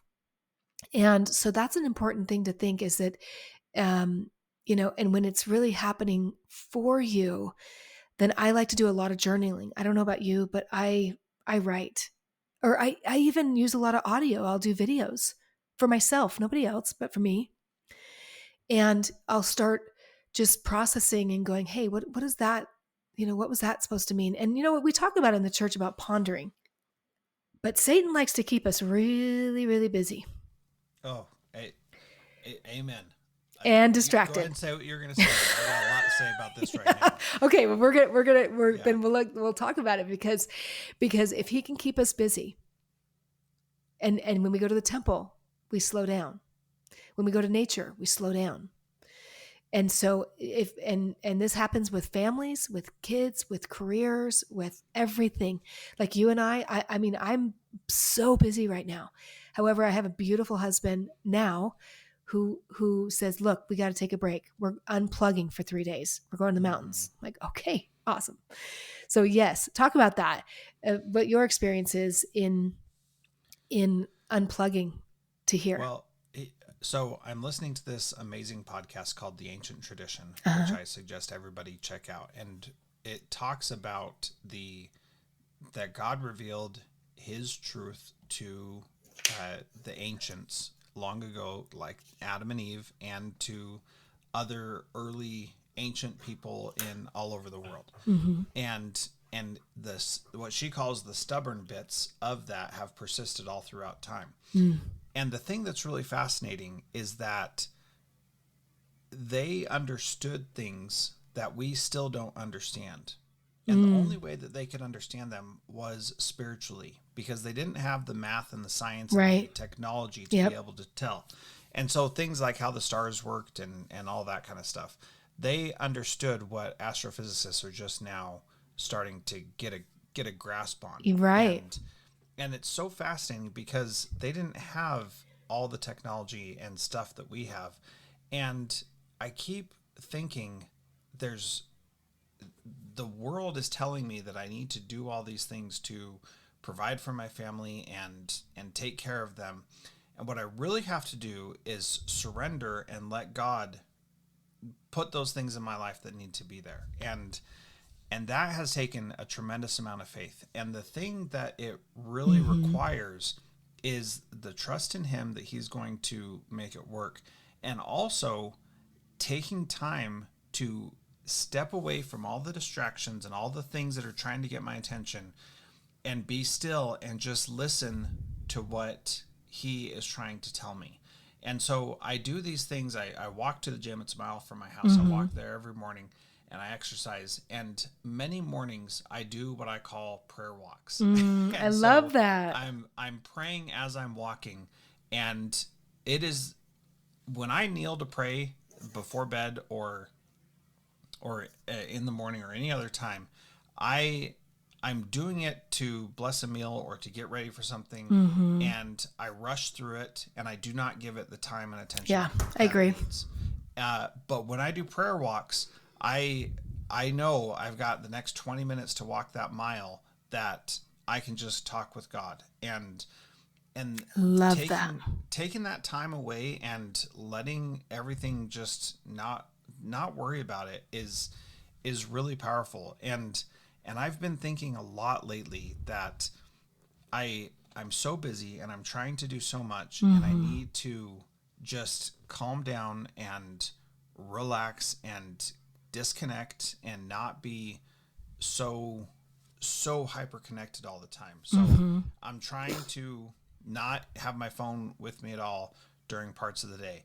I'm trying to put my phone away earlier at night. I'm trying to not be on social media and all these things that take me away. I'm trying to read more and think deeper about things. And that pondering is so important. And the key thing is that it's not just about pondering as in just thinking randomly. It's about being open to the revelation whenever it comes. Intentional. Exactly. See, that's the thing is that, and I amen. Okay. Amen to what you've said. The Lord cannot communicate with us unless we're silent. No, I shouldn't say that. However, we get more inspiration when we're silent and when we're still. I'll say it this way. The Lord can and is communicating with us all the time. That's true. We cannot hear him when we're not silent and still. Right. And so he is constantly ready. So let me share this brief thing. Yes. I live in Spokane, Washington. I moved here 5 years ago, almost to the day. And I also graduated high school from here because I moved out of my house at 15 or 16, like you did. I lived with my sister for the last 2 years of high school. Also barely graduated high school. So we have that in common also. Yeah. So I graduated from high school here. And ever since I moved here, I have had these dreams that I am back in school and I'm fighting against it. Like I am back in high school again and again. Yep. And this has been happening at least monthly for the last 5 years.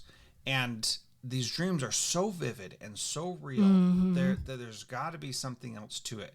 So literally on Monday morning, I woke up from another one of these dreams and I was like, God, why am I still having these dreams? And clear as day, the lesson came. You are in a doctoral program. You are supposed to be doing your doctoral program right now. And this is for, it doesn't make any sense why I'm doing a doctorate right now. It really doesn't. And the Lord was so clear. You're having these dreams because you are supposed to be getting your doctorate. So quit your complaining and whining about it and finish it, because I just finished all my coursework and I just have my dissertation left. And let me tell you, it makes no sense why I'm in this program. It does not help me professionally, at least that I can see. And in that stillness of me just waking up and saying, what's going on? You asked the right question. Yes. The interesting, I've learned that too, and I have a friend of mine that I met many years ago that was so good at asking God the right question. And I'm like, can you make a book for me? Like that I can ask, because, you ask the right question. You're like, help me understand why I'm experiencing this. What am I supposed to be learning? How am I supposed to be growing? And that's funny that you said that too, because after my dad died, I was only a week left of my mission, but I can't even tell you how many times I dreamt about me going back and having to finish my mission. Like, it's like, what? I mean, I was back in my mission. I'm like, how do I explain this? And I can't tell you how many dreams I've had. I mean, I just told my husband today, or a couple of days ago, that I used to dream for the last 15 years that I was back with my first husband, and I had to explain to people why I was back with him. I mean, so dreams, God does communicate to us in those dreams. And if we're not paying attention, that's what I guess that's my point, is that you said we have to be still and being paying attention. I'm definitely going to do the prayer walks, because that is a time that, and I don't know, he talks to me in the shower. I mean, it's those times where you're like, you just are totally, I don't know. And then a thought comes in and goes, oh my gosh, even with the way that you and I communicated or got connected, because you interviewed somebody that you didn't know why you were doing that interview. And then it might be a good fit for me in the business that I'm doing now. But it's like, you're right. He's always communicating. I call him God drops, because I'm like, okay, God, I know that was you. I know you created this communication or this connection or whatever. And I learned it the most. Let me just kind of tell you a little bit more about my story, and then you'll see why I feel like that's probably one of the greatest things, and why a lot of the prophets and the apostles are saying we need to hear him. We need to hear him. And in order to hear him, he communicates differently with everybody. However, it's a very personal relationship. But when I was single for 8 years, and I was going for a trip down to Vegas again, I guess. That's funny. I was going to Vegas for a business trip, and I happened to look up who I knew in St. George, and I knew a friend of mine. And so I looked him up, and he's like, hey, yeah, we should go dancing and blah, blah, blah. And it just so happened that he lived down there, and he's like, why don't you come stay a night and we'll go dancing and take you out and whatever. And we ended up started dating. And shortly after we started dating, he was much older than I was, and we just had a lot of fun. And we ended up getting married. Almost a year after we started dating. It was kind of an interesting journey, because I had doubts kind of all up against that time, but we did end up getting married. We went to Hawaii on our honeymoon. And I told him when we first got married, I said, look, this is my last rodeo. I'm not doing this again, And he had been single for 20 years. And we went to Hawaii. We were there for a month. And the very last day that we were in Hawaii, he was a retired police officer, and we were at the Polynesian Culture Center, and we were talking to some senior missionaries. And they're like, oh my gosh, you need to come here. They're looking for security. Come work with us at the PCC. And I remember leaving that day going, what? Like, we just got married like 4 weeks before that. And they wanted us to move to Hawaii. And we came back, we thought about it, and it was a couple more months, and he was determined. He's like, we're moving to Hawaii, like that. We're going to do this. It's going to be fun. And I was like, wow, this is, I was at the time doing a lot of coaching and wanted to get my coaching program going. And this was a total derail, right? Like, I'm going to go to Hawaii, and I'm going to, I knew 2 people on the island, a gal that that her dad used to be my bishop and her husband, because I used to be their real estate agent in Utah. And so I was in communication with them a lot and going, oh my gosh, I think we might get this job. And that was in July or June. And they offered him the job in December, and gave him 2 weeks to go get moved. And I'm thinking, holy schmoly. I said, why don't you go ahead and then I'll stay behind and get everything ready and get a renter and get the house all fixed up and everything. And sure enough, he went. I went out once and then went out twice, I guess, but I stayed behind for about 3.5 months. From the minute we got married, this husband, and I was at my goal weight. But one of the things that he said to me, look, if you gain weight, like that's a problem. And, I had been at my goal weight for a long time, and he obviously was attracted to that. But the minute we got married, he immediately told me that I needed to get a boob job and that I needed to alter, get my hair needed to be black, my nails to be done a certain way, that I needed to work out my arms, I needed to be more toned. And I was like, so it was a difficult I saw some problems on the honeymoon. We had some issues, and I thought, oh, man, this is what it's about when people get married. And then, they come home and get it annulled. I mean, that's where I was like, I'm just not. And I told him he had a dream, actually, speaking of dreams, he had a dream once before we got married. And actually, I think it was before we even got engaged, where I was in a house, and he was a police officer. And so he had this dream that he was running into the house, yelling at me to get out of the house to save me. And I was like, you don't tell me what to do. That's what I said in the dream to him. And I'm like, well, so do you not know that that's who I am? You just don't tell me what to do. I mean, there's ways to guide me, but I'm just one of those rebels. And, so it was difficult that first couple of months of our marriage. But when he finally moved to Hawaii and I stayed behind to get everything ready, I then got to Hawaii in April. And our first dinner, he had told me so many times, I want you to get a boob job. I'll pay for it. I'm like, I'm not putting a foreign object in my body. No, I had worked so hard. Actually, I had reversed every single medical condition I had when I had lost all my weight, and I had done all kinds of research about that stuff. And he was willing to pay it. He was like, hey, and I even met with my doctor, and I said, no, it's not right for me. So the first day back on the island, we went to dinner, and I said, just so you know, I'm not going to do that. And don't you ever bring it up again. And I was just like, no. And I think that was when he first really, really realized that like something wasn't right. He's just like, I can't control her. So we went a couple more months. I ended up landing a TV show in Hawaii because I knew nobody. And I went to a networking event and somebody said, hey, Becky, you'd be great for TV. There's a community TV show. I said, sure, I'd love to do it. That's going to force me to get out in the community and get to know people and interview them. And I love that venue. And sure enough, I did it. Well, in the process, part of him working for the Polynesian Culture Center gave us free education. So he said, why don't you go back and finish your education? And I said, well, do you want me to continue looking for a job, or do you want me to or go to school because we get it free? And he says, well, I think it's more important that you get your schooling done so to make that your full-time job.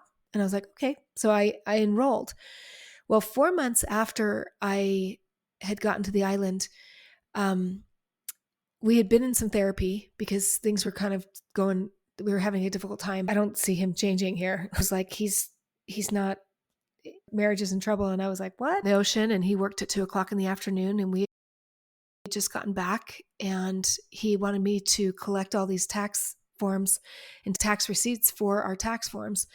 And he was wanting me to sign a fraudulent tax return. And I knew it. I mean, my dad was an accounting professor. Like, I'm not dumb. And I said, that's not legal. And he's like, well, we need to have you sign it because it needs to be turned in. And I said, well, I'm sorry, I don't do that kind of stuff. And within 10 minutes, he turned to me and he says, we need to get divorced, and we need to get divorced fast.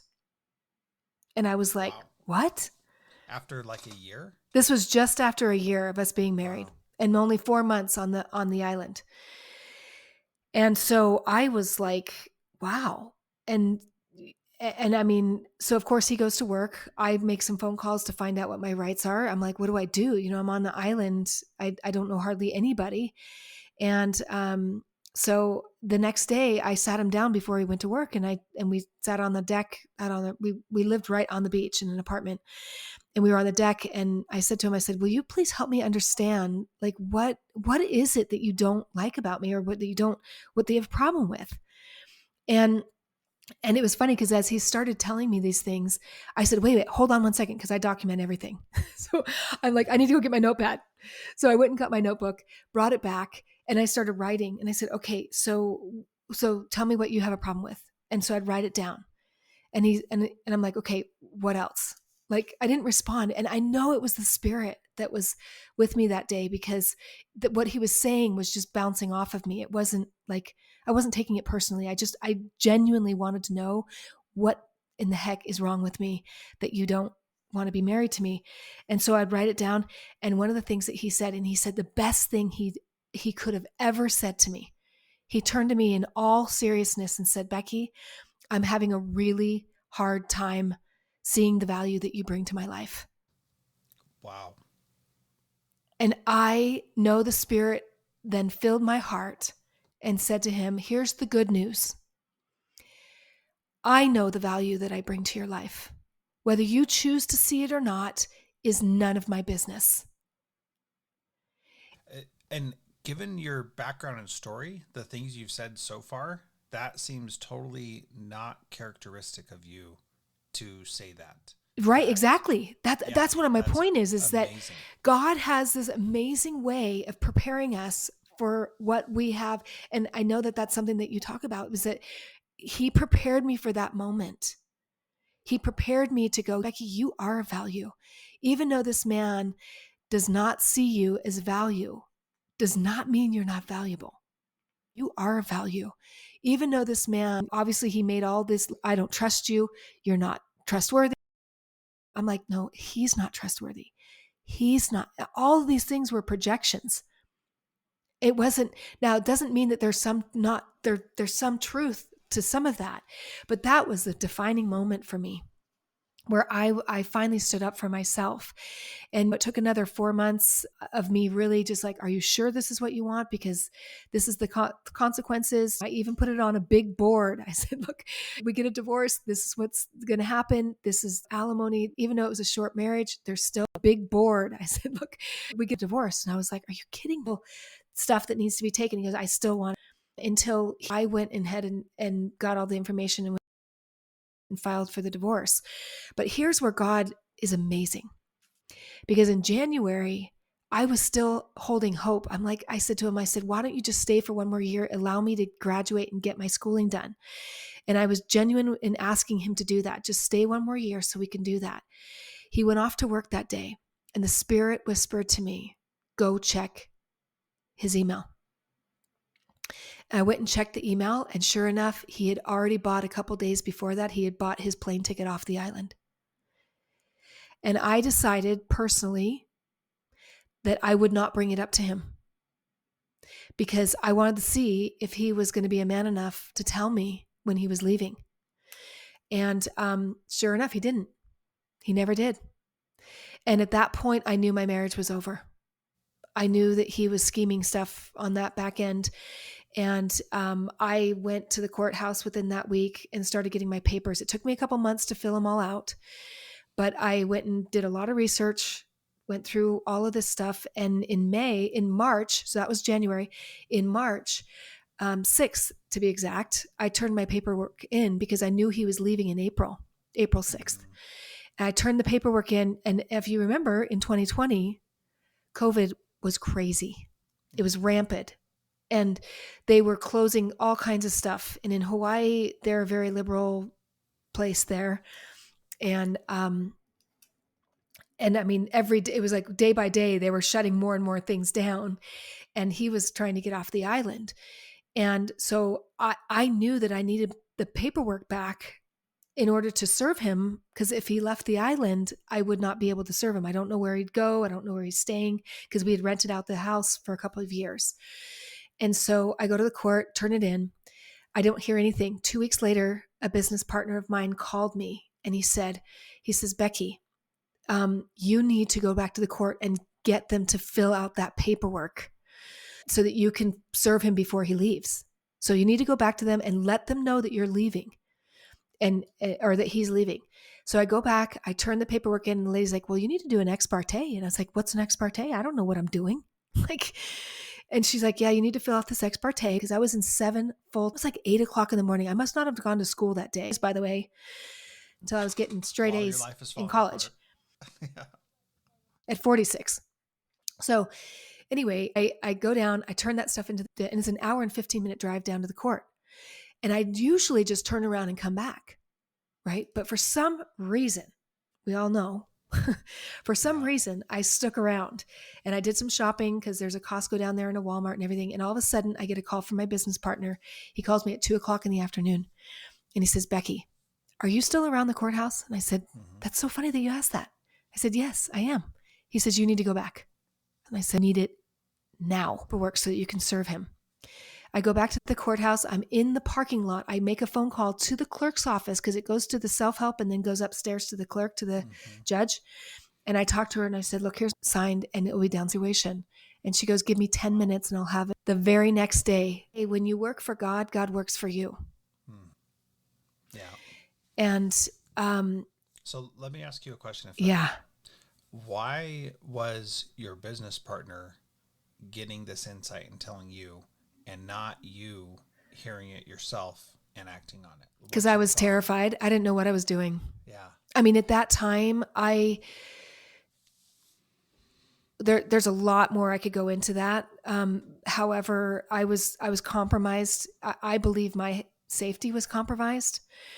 And so I didn't have any money. I had hardly any money to my name. I didn't know hardly anybody on the island.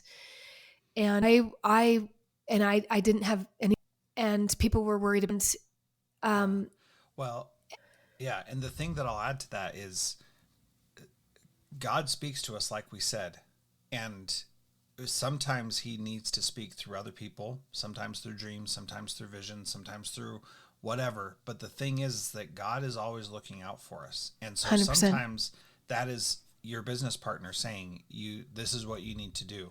And that is God's method of communicating with us if we are open to seeing it, which is what we were talking about before. Absolutely. Right? You got to be able to recognize it. And this is what I've learned about God over the years, and maybe you have too. But it is this superpower. Like when you understand that God is trying to communicate to us all the time, right? And when we recognize when he does, and then give him credit for it and say, God, I know that was you. I know that was you. Even on the most minute thing to the bigger things like that was, he's like, oh, she's paying attention. I'm going to send more. Like and so it's, as I tuned my ear, and granted at those beginning stages, I was in absolute pain. Like and so it was, I finally did panic. But as my divorce went on, I mean, that the airport when he flew, because they were canceling flights off the island. Yeah. And that was also another God drop, because I was able to serve him before he left instead of serving him before he stayed on the island. Yeah. So and one of my biggest thing is the day that I took him to the airport, he didn't know I was going to be serving him. I drove him down there. There's a picture of me with tears in my eyes, because I knew how hard this was going to be for him and me. And I let him go. He got served. But my prayer to Heavenly Father when I left that airport was, please God, keep my heart soft towards him and towards all other men that are in my life. Because I didn't want this experience to make me bitter. I wanted to become better. And I will tell you, that was probably one of the most growth promoting experiences of my life, because I ended up in court for 3.5 years with him, 21 hearings. I ended up subpoenaing him 21 times, found multiple felonies that he had committed, and all while getting my degree in felonies that he had conflict resolution and peace building. Becky, we're going to, if you, but back to what you talked about, those walks with God, those were those 2 hours every morning when I was on the beach. That was me learning to communicate with God through that process and learning to hear him and to be silent and I always say, you miss 100% of the sunrises that you don't get out of bed for, because I lived on the west side of the island. So the sun came right up in my window because I lived right on the beach. And I would spend the first couple hours in the ocean in the morning, most mornings. And that was my God time. And I had this playlist, and I call it the God playlist because it was like, and I'd put it on rotation. And so like when I listened to that songs, it was like the perfect song. And God's like, for some reason, it was always Jesus walking on the ocean. I'm like, and here I am walking on the ocean or the beach. But there were so many times, and I talked about this on another podcast the other day, that there's just so many times where I would wake up in the morning during my divorce and I knew nothing. I knew nothing about the court system when I started. And God would go, Becky, you need to put this motion in. And I would go, what's that? Like what motion? And I'd have to go do all this research. Becky, contact this person. Write up this thing, this memo for the judge. Do this discovery. Go do this subpoena. I mean, I didn't know what the heck I was doing. And because I partnered with God, I really felt like, and I won my case up against 5 attorneys. When it was all said and done, 3.5 years, I did end up with an attorney, and he even took my case and was like, how in the world, girl, did you get all these subpoenas back? I think I told you about that the other day. And it was because I couldn't afford not to get the information back. And all I wanted, okay, because some people look at this situation and go, Becky, all you cared about was money. I'm like, it was never about the money.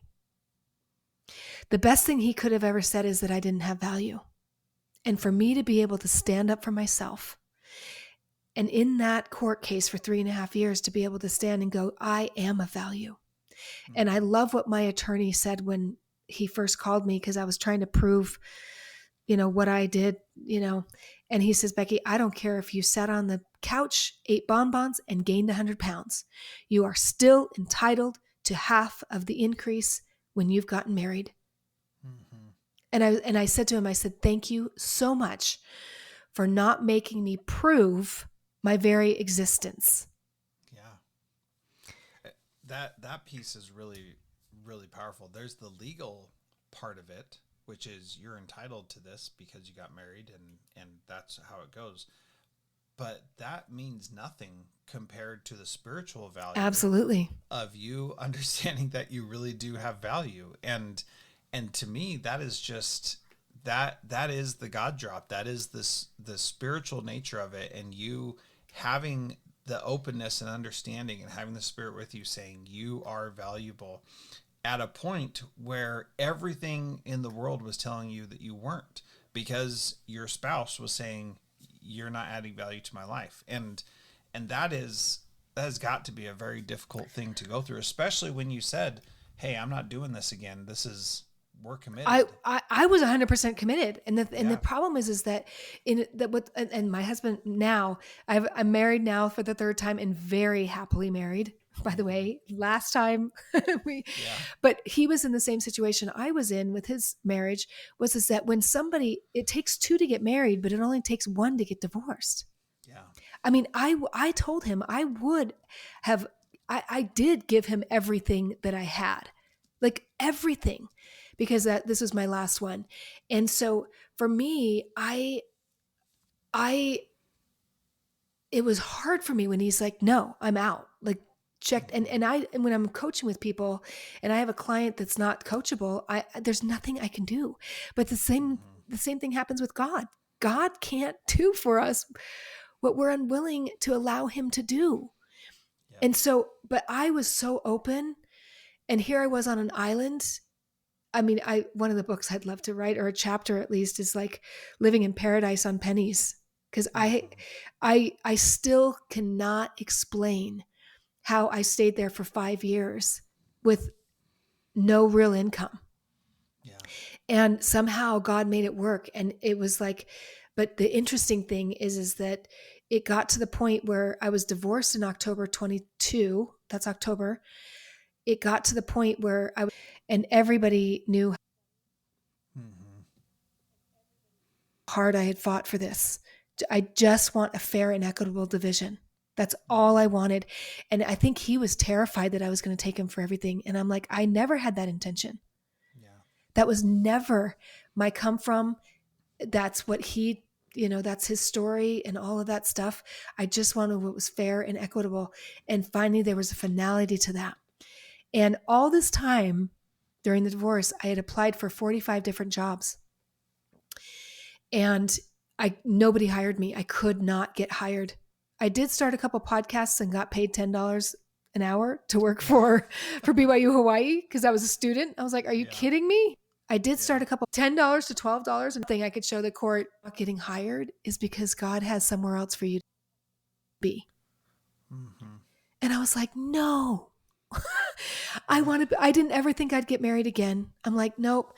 I love Hawaii. I love the people. I had felt so much healing and serenity there.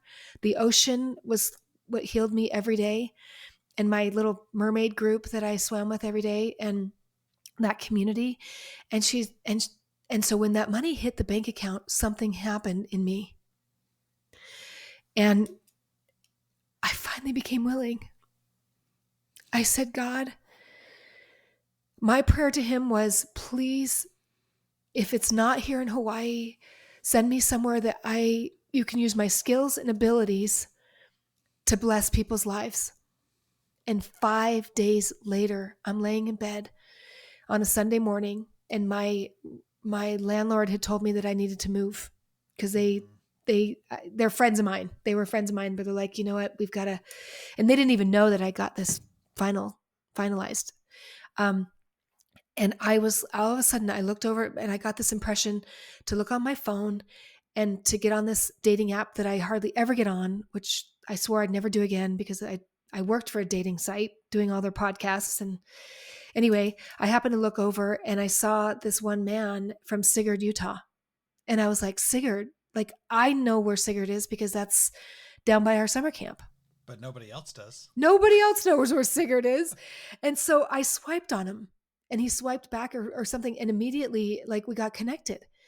And I said, oh my gosh, I know where Sigurd is. Like, and everything. I said, give me your cell phone number because your cell phone, I need to send you a picture. And so he sent me a cell phone number. I sent him a picture and he says, stop right there, Becky. He's like, I know exactly where your property is. I have driven by that place my entire life. I said, well, guess what? I've been through Sigurd my entire life. We jump on a call on the way down. I was driving down that Sunday afternoon after church to meet with missionaries because I was still trying to find a job. And on the way down there, I talked to him for the whole hour and all he talked about was his ex-wife. He'd only been divorced for 6 weeks after 27 and a half year marriage. And one of the things he asked me, actually, I don't know if he'll be okay. One of the things he asked me is he says, Becky, do you think I'm cute? I'm like, are you kidding me? You're so handsome. I'm like, that's really a strange question to ask somebody you just met. But apparently he never got told that. And so all I remember about that first conversation was that he was, and I've dated and coached enough people to realize, look, if all you can talk about is your ex, you're not ready to date. And I kind of blew him off. I was like, well, it's nice to meet you. And yes, that's great and whatever. But then he called me the next day. And every day from that point on for exactly 30 days, we talked at least 6 hours a day. Wow. And I flew home on Christmas Day. He went and met my mom before he met me, because my mom was picking me up at the airport. I said, why don't you just go to my mom's house? You can meet my mom. You can come to the airport. So he always tells me and reminds me that I met your mom before I met you. And needless to say, we got married a few months later after that. We knew it was the right thing, and he is the best thing that's ever happened to me. And my point in telling that story is that we don't know. I don't know if you've ever seen that visual where Christ is holding this teddy bear behind his back. Have you ever seen that one?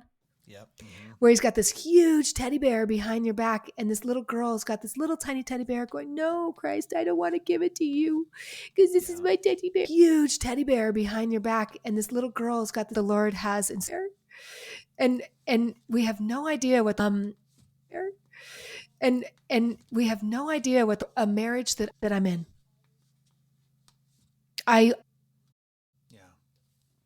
I want and needed that kind of commitment to know, because I love marriage. I love men. And I wasn't given that opportunity in my second marriage to really even do anything. So I had to do what I had to do to take care of myself. But, to go way back to your question of what brought me here, right? It's funny because now we've been married just over a year, and his wife left him with 21 cents in the bank account. And after everything that he's done, and he's a really, really good man, and he saw, so let me back up. 2 weeks after I got here, after Christmas, my husband ended up in court fighting for his granddaughter, because his son, who has had many years of drug abuse, wanted his daughter back, who he's never taken care of on a full-time basis. And my husband has raised her. I said, you're going to have to take him to court to keep her. And he's like, I don't want to do that. And here I'd just gotten out of this 3.5 year battle. And now I'm like, oh God, is this why you sent me here? And my husband's like, absolutely. Where did you come from? And he didn't fight at all with his divorce. And that I was feeling a little resentful at first, because I was like, look, I just fought like crazy for what was right. And he's like, but Becky, I would have never met you. And the app, because he had so many women after him, he put it to only 2-hour radius. So he should not have seen me in Hawaii. God drops. And then all of a sudden I get here, and 2 weeks later we're in court, and I know about the court system. I may not know about the children's part of it, but I knew so much about the court system, and I was able to support him through that. And we fought for a year. We lost her. I shouldn't say we lose her, because everything happens for a reason. Exactly. I mean, that's the whole point. So you did not win that court situation, but if we see that it is for our good, then we can be okay with it. And we can say, there's this BYU devotional that was given by Sister Holmes.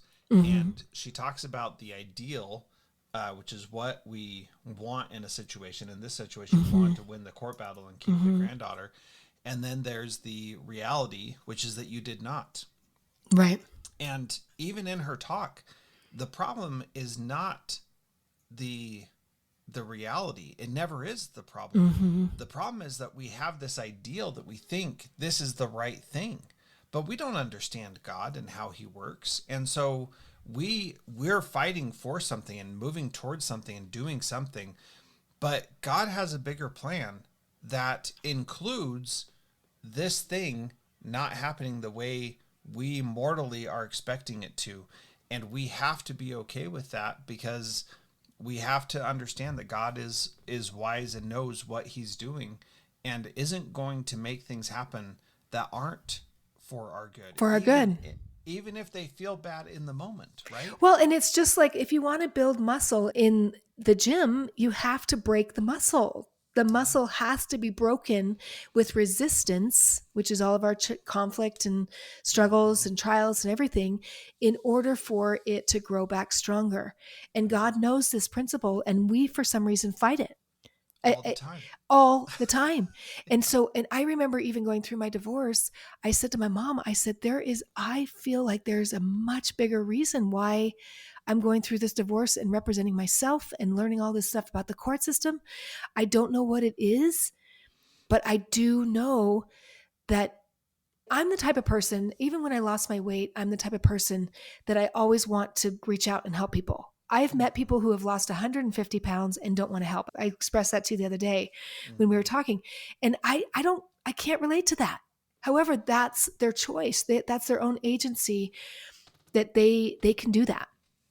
For me, I've always felt like every single thing that I am experiencing, and sometimes to my detriment, because I'm okay, what are the steps that I'm doing? You know what I mean? Like I need to just be present in my own struggle. And then I can later dissect it and go, okay, this is what I did. Because sometimes I'm thinking, oh, I'm doing this for other people, you know, and I do get caught away.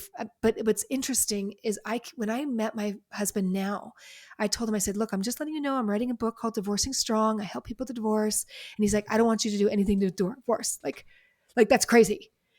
And now almost a year later, in January of this year, right, is when he said to me, when he saw how I light up in helping people through these processes and through divorce and through subpoenas, he's like, you need to start a company called, you know, that just says subpoenas, because people that usually get subpoenas are usually the ones that are disadvantaged.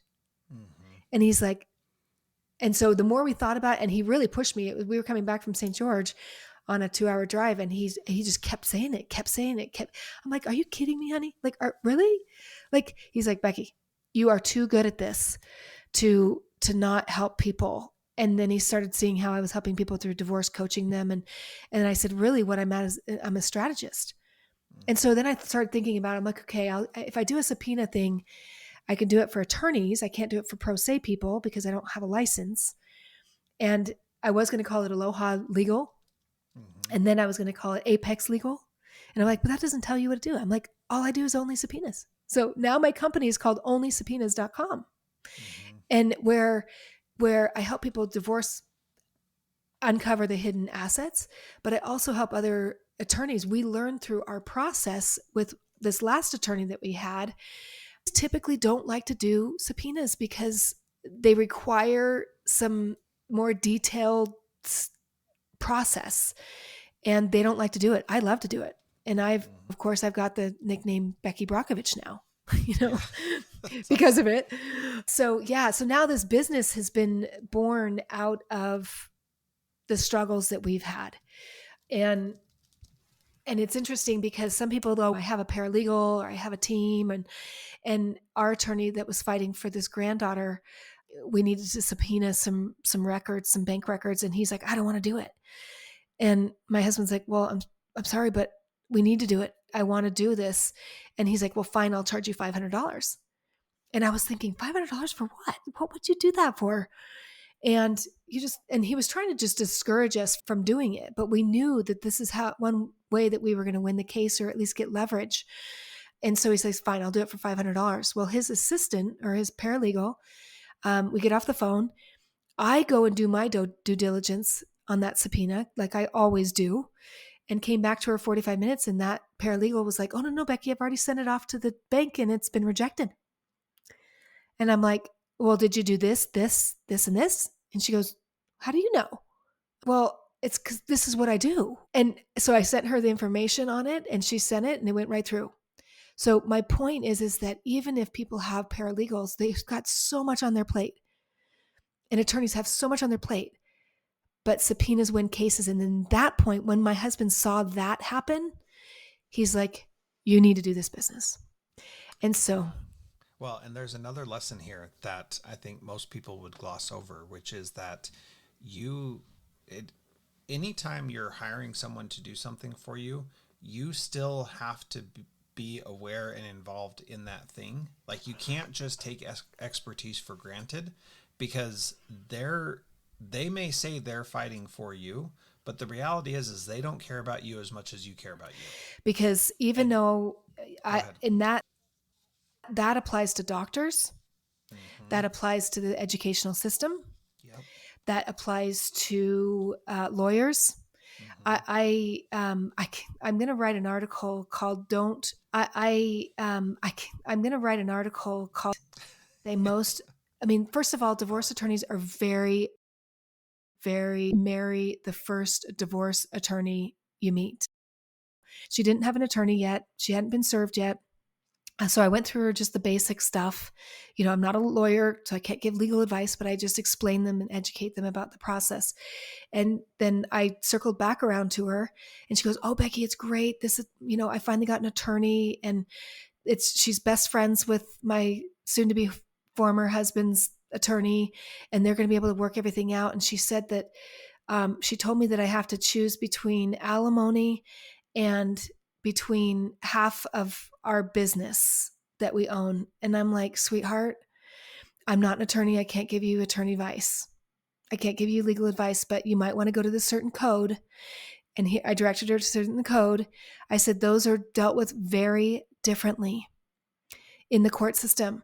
So you're not entitled to just one, you're entitled to both legally. And your attorney doesn't have your best interest. It doesn't sound to me, at least. And I said, "I don't know. You need to do your own research and you might want to take this, you might want to consider taking this to your attorney." And that just proved to me that even if you have an attorney, you still need to advocate for yourself. We advocated for ourselves. Attorneys we hire, they don't hire us. We hire them. And now they are experts. They've been through a lot more than we do. They understand the law a lot more. But that also, well, the other thought that just came to me too is advocate for yourself in your own marriage too. That is challenged. Like I had to advocate for myself and say, "Look, I know my value." But that is something that I now am so passionate. In this podcast I did last Friday, we talked a lot about how the men don't have support going through divorce. And people have asked me to do support groups for men. I truly believe men need to support men. And I do think I do have value that I can bring to the table for them, because I do believe that he does not allow them a free and safe space to like, is something that when I was left with very little money on the island, and I can't even tell you how many times I woke up in absolute panic. Yes, could I have gone back to Utah? I didn't feel like that's what God wanted me to do. I don't feel like it was safe. I was resisting it.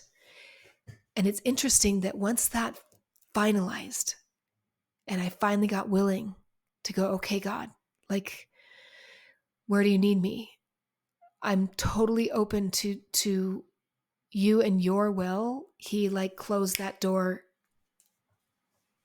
like that and said, "Move."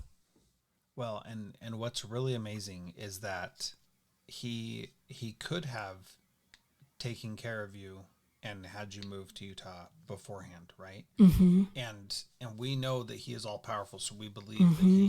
that he could do that. But like we've been talking about the whole time, we also have to be willing. And so we have to put our trust in him and say, "All right, I'm ready now." And that's such a key point, that he loves us and he is the one who's going to go to bat for us all the time. Any earthly person is not, despite their best intentions. And I even say this about our own parents and us towards our kids. No, I care about my kids more than I can even describe. And I am not going to care about them, about their life, as much as they personally are. I don't have that capacity yet, but I'm about as close as I can get to having that capacity, and I still don't have it. And we put so much trust and faith in institutions and systems and Bishops. bishops and positions. Yes. And the reality is that not a single one of them loves us like our Heavenly Father does. And we can work with them and we can like enter into agreements with them and all that kind of stuff, but they will never, and it is impossible for them to have that kind of insight and love into our life. And once I personally realized that, then that made a huge difference for me, that somebody can recommend something and I can say, yes, you're smart. Yes, you've got experience. Right. Yes, you've got education, but this is also my life. And you cannot possibly care about this as much as I do. And, and so that's still an idea that I'm trying to understand fully, but I know there's an inkling of truth there that Mm-hmm. that means something that is bigger than what I can articulate right this moment.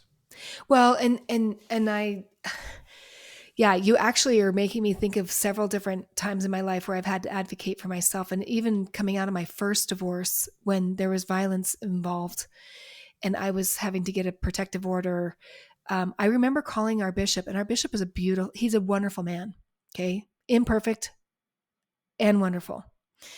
And I called him and I told him, I said, I'm thinking about getting a protective order because of certain things that were happening.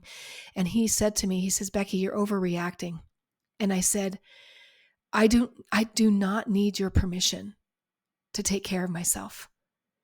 And it was only a couple weeks later where we had an incident that happened at his house. At 10 o'clock at night, he was in his pajamas, that my husband at the time and I were there, and my husband got violent and he saw firsthand what happened. And he called me the next day and he says, if you were my daughter, I'm so sorry, So yeah, and there's no way, even a court system, and this is what I tell people going into the court system, no judge. I mean, you've got maybe 15 minutes max to maybe 30 minutes to get your story out, if even that. And you're expecting them to know all the details. Like you have to, it's speak up for ourselves. And God, what I've learned is that God sends me bumpers. Okay. I remember many years ago, I was doing a podcast and I was going to interview. I was referred to somebody to interview, and these guys wanted to hire me to be one of their co-hosts. And they used to do like news every day and all that stuff. And somebody sent me a private message, because I used to show pictures of everybody I met all over Facebook.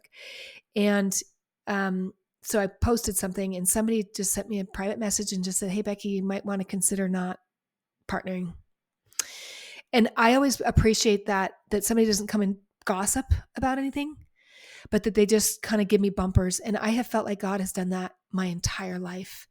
And circling back to my dad, I feel like God allowed my dad to be close to me during that time, that 3.5 years or 5 years that I was in Hawaii, because there were so many times that I was standing on the beach where I could just hear my dad going, I'm so proud of you.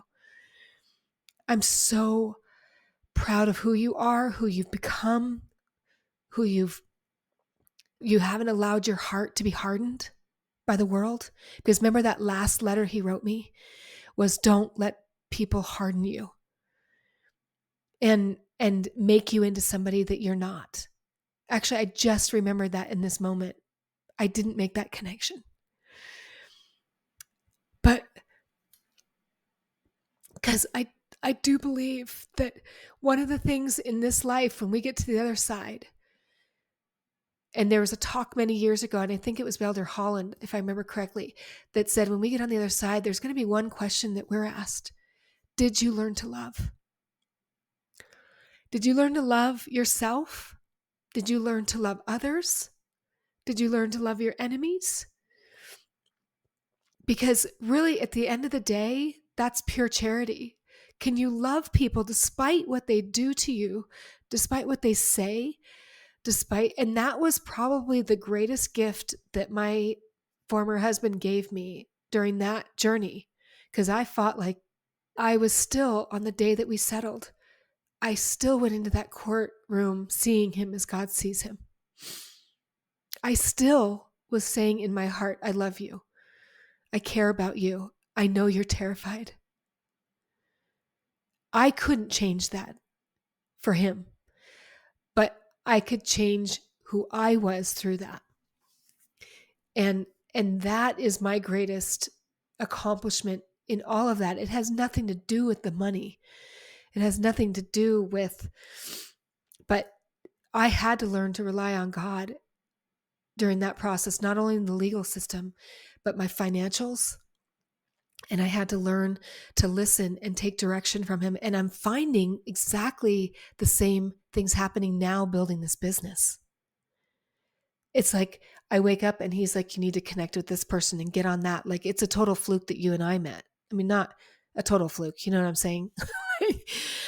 Definitely something that God orchestrated and inspired and made to be the case. And here's what's really interesting is this is the first year that I'm doing this podcast. So I have to find all the 12 people.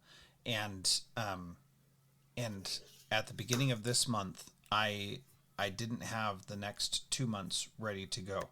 And so I was feeling like some pressure, but here's the thing, when God put this into my heart and said, you need to do this podcast, I knew that I had to find people who'd be committed and willing to do this for the next decade, who would be willing to talk with me every year for that next decade and build this relationship and be willing to come back and do it again. And so I've been trying really hard to listen when God says, this is who should be on it. And I don't understand why that is. And I imagine at least one person is going to back out and say, I'm not going to do this anymore. Right. And I'm okay with that, because it is like, this is not Jethro's glory here. This is me just trying to listen to the Spirit. And so I'm sure that is going to happen, that somebody's going to back out. And if they do, then that's fine. But I've been trying really hard to listen and then invite people when the Spirit directs me to. And you, last week when we were talking, that was the exact situation. And like, I hadn't even thought about it when it happened. And we were in a group together. You mentioned something and it connected me with somebody else that I had interviewed on a totally different podcast about totally different things. And I said, I need to just do this and share this person with you. And then you called me afterward. We had texted back and forth a little bit, and then you called me, and I was like, as we were talking, I just was like, she needs to be on A Decade Never to Be Forgotten. And like, it was just clear as day. And I was like, man, we're talking about very different things, and then I'm going to bring this in. Like, is that like, how's she going to respond? And then here's the crazy thing. And this was a testimony to me that that the Lord is involved, is you texted me this morning and said, hey, are you LDS? And you had forgotten how we had connected. I totally forgot. Yeah. Which is totally understandable. And we had spoken only very briefly, but it was like, you still were willing to do it and still were like on board with it and everything. And what's so cool is that we don't have to see the end from the beginning. No. Because we just need to take that next step. And the next step for me last week was to say, hey, are you willing to do this? And you said yes. And so now here we are. And this has been an amazing conversation. And I'm so grateful for it, because I've had so many questions that I have answered in our conversation. And there's no reason why that should be the case. Well, and I'm sure somebody listening is going to have the same experience. God is really one of those. I mean, when you really start paying attention, like really, really, like I'm going to speak for myself. When I really started paying attention to these God drops in my life and these connections, because I actually, the only reason why I was on that meeting last week where I met you was because I reached out to that one sister that told me, Becky, do you think maybe God has somewhere else for you to be? Yeah. And she works for the LDS employment in Hawaii. And I called her last week and I was like, hey, I need someone that knows about this certain thing in business. And she sent me to, the lady that did the meeting. And then we got on. And this is the one thing that I've learned too, is God cannot drive a parked car. Okay. Like, I've learned that I have to be in motion, meaning take my foot off the brake, which is all my fears and all my doubts and all my everything. Get in the car and start driving in a certain direction. And then he directs me, oh, call this person. Oh, do this. Oh, connect here. I'm an action taker. So because inspiration will come and then it will leave. It will literally leave just as quickly as it comes if you don't take action. And it may come back again, but I've learned that I did not know when I started the process of the divorce that I would end up married to the love of my life. I had no idea what that journey and now, and I said to my husband last night, I said, I love who I've become. And one of your questions to consider was like, who are you going to become the next 10 years? Like, I'm sitting here one of my other quotes that says that life is just have detached observation. Just don't take the shame and the guilt and just detach from it. Like you're watching a movie and going, wow, that's interesting. That journey and that's connecting here and that's connecting here. And I said yesterday in another podcast that I was like, I meet people sometimes and I have no idea why we're meeting. They're like, why are we meeting? I'm like, I don't know. I just got this impression that I'm like I just made a connection to someone yesterday and she's like, but I don't want this. I'm like, no, I don't know. I heard you speak and I want to connect with you. And you never know where any of those things are going to go. And you don't know if 10 years down the road, you're going to go, hey, you know what, Jethro, there's something I want to connect you to. God knows. So why are we trying to do this on our own? Like, why do I try to do it on my own? I should speak for myself. So when I finally let go is when things happen, and God he works so fast sometimes. Yeah. Well, as I've been going through my own struggles in the last year or so, what I have talked about with my wife numerous times is in a 2-week period, our lives can totally change for the better or the worse. And God has the power to put us in a totally different position than we even thought was possible in a short span of just 2 weeks. And so as we're struggling through things, as we're waiting for God's will to come to pass, for us to be able to understand what he's doing, that will change probably very quickly. Like you have already shared in this, that, one day you get the income the money in your bank, and then the next day you're talking for the first 5 days later, I met my new husband. I'm like, what? It just happens. Like life changes very quickly, and God has the power to make that happen. And so when we're frustrated and bummed that the things that we want are not happening the way that we think they should, we really need to take a step back and, like you said, be a detached observer and just say, all right, where is God's hand in this? What is he doing in my life right now so that I can have the life that he... What's the next step? What's the next step? Where do I go next? What do I need to be doing? And, I don't have all the answers for my life, and none of us do.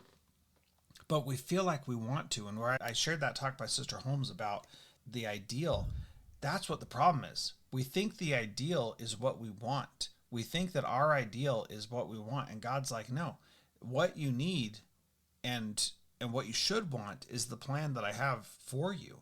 And be open to that. And when you're open to that, then you see the miracles, you see the amazing things that are happening. And sure, we're going to have disappointment, but if we can take a minute and go back and say, wait a minute, where do I want to really be? What do I really want God to be doing in my life? When we do that, then we're going to have amazing opportunities that we weren't even prepared for. And I'm saying this myself because I need to hear it, for crying out loud. And give God the credit. Yes. Give God the credit.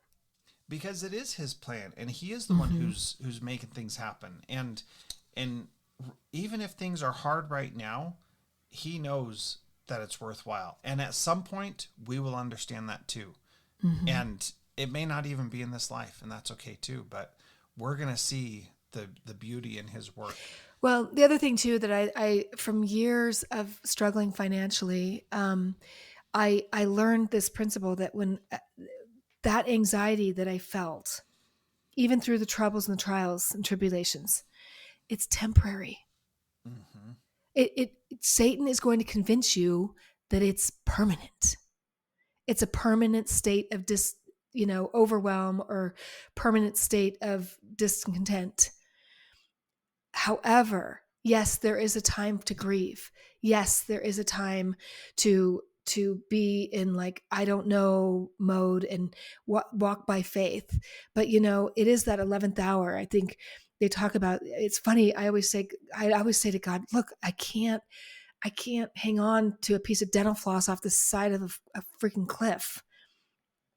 And he's like, oh no, I got you, girl. I'm like, but it was always on the 11th hour and the 59th second that he would like, I'm like, how did that payment come? I mean, how did but that's how we're tested. That again, it's the muscle, right? You got to have the resistance. You got to have you've got to walk by faith in order for God to get us to trust him. And if we were always given what we were given, then there's no level of trust. I mean, so it is all on purpose, and it's not a permanent state.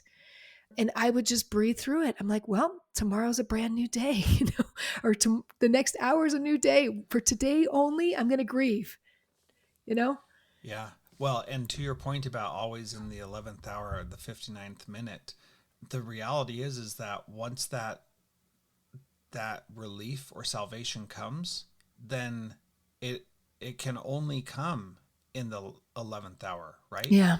Because otherwise we wouldn't even notice it. We wouldn't even care about it. It's like that old saying, I found this in the last place I looked. Well, of course you did, because why would you keep looking if you found it? You wouldn't, right? And so if you find it in the first place you look, that is also the last place. If you find it in the third place you look, that's also the last place. Yep. And the thing that's is, a good point. When we're going through these trials, the Lord delivers us in the last moment, because it'll always be the last moment. Yeah, that's a really good point. That's when the trial's over, and that's okay. But it feels like in the moment, like this has been going on forever, and it will go on forever. Yep. And then the relief comes.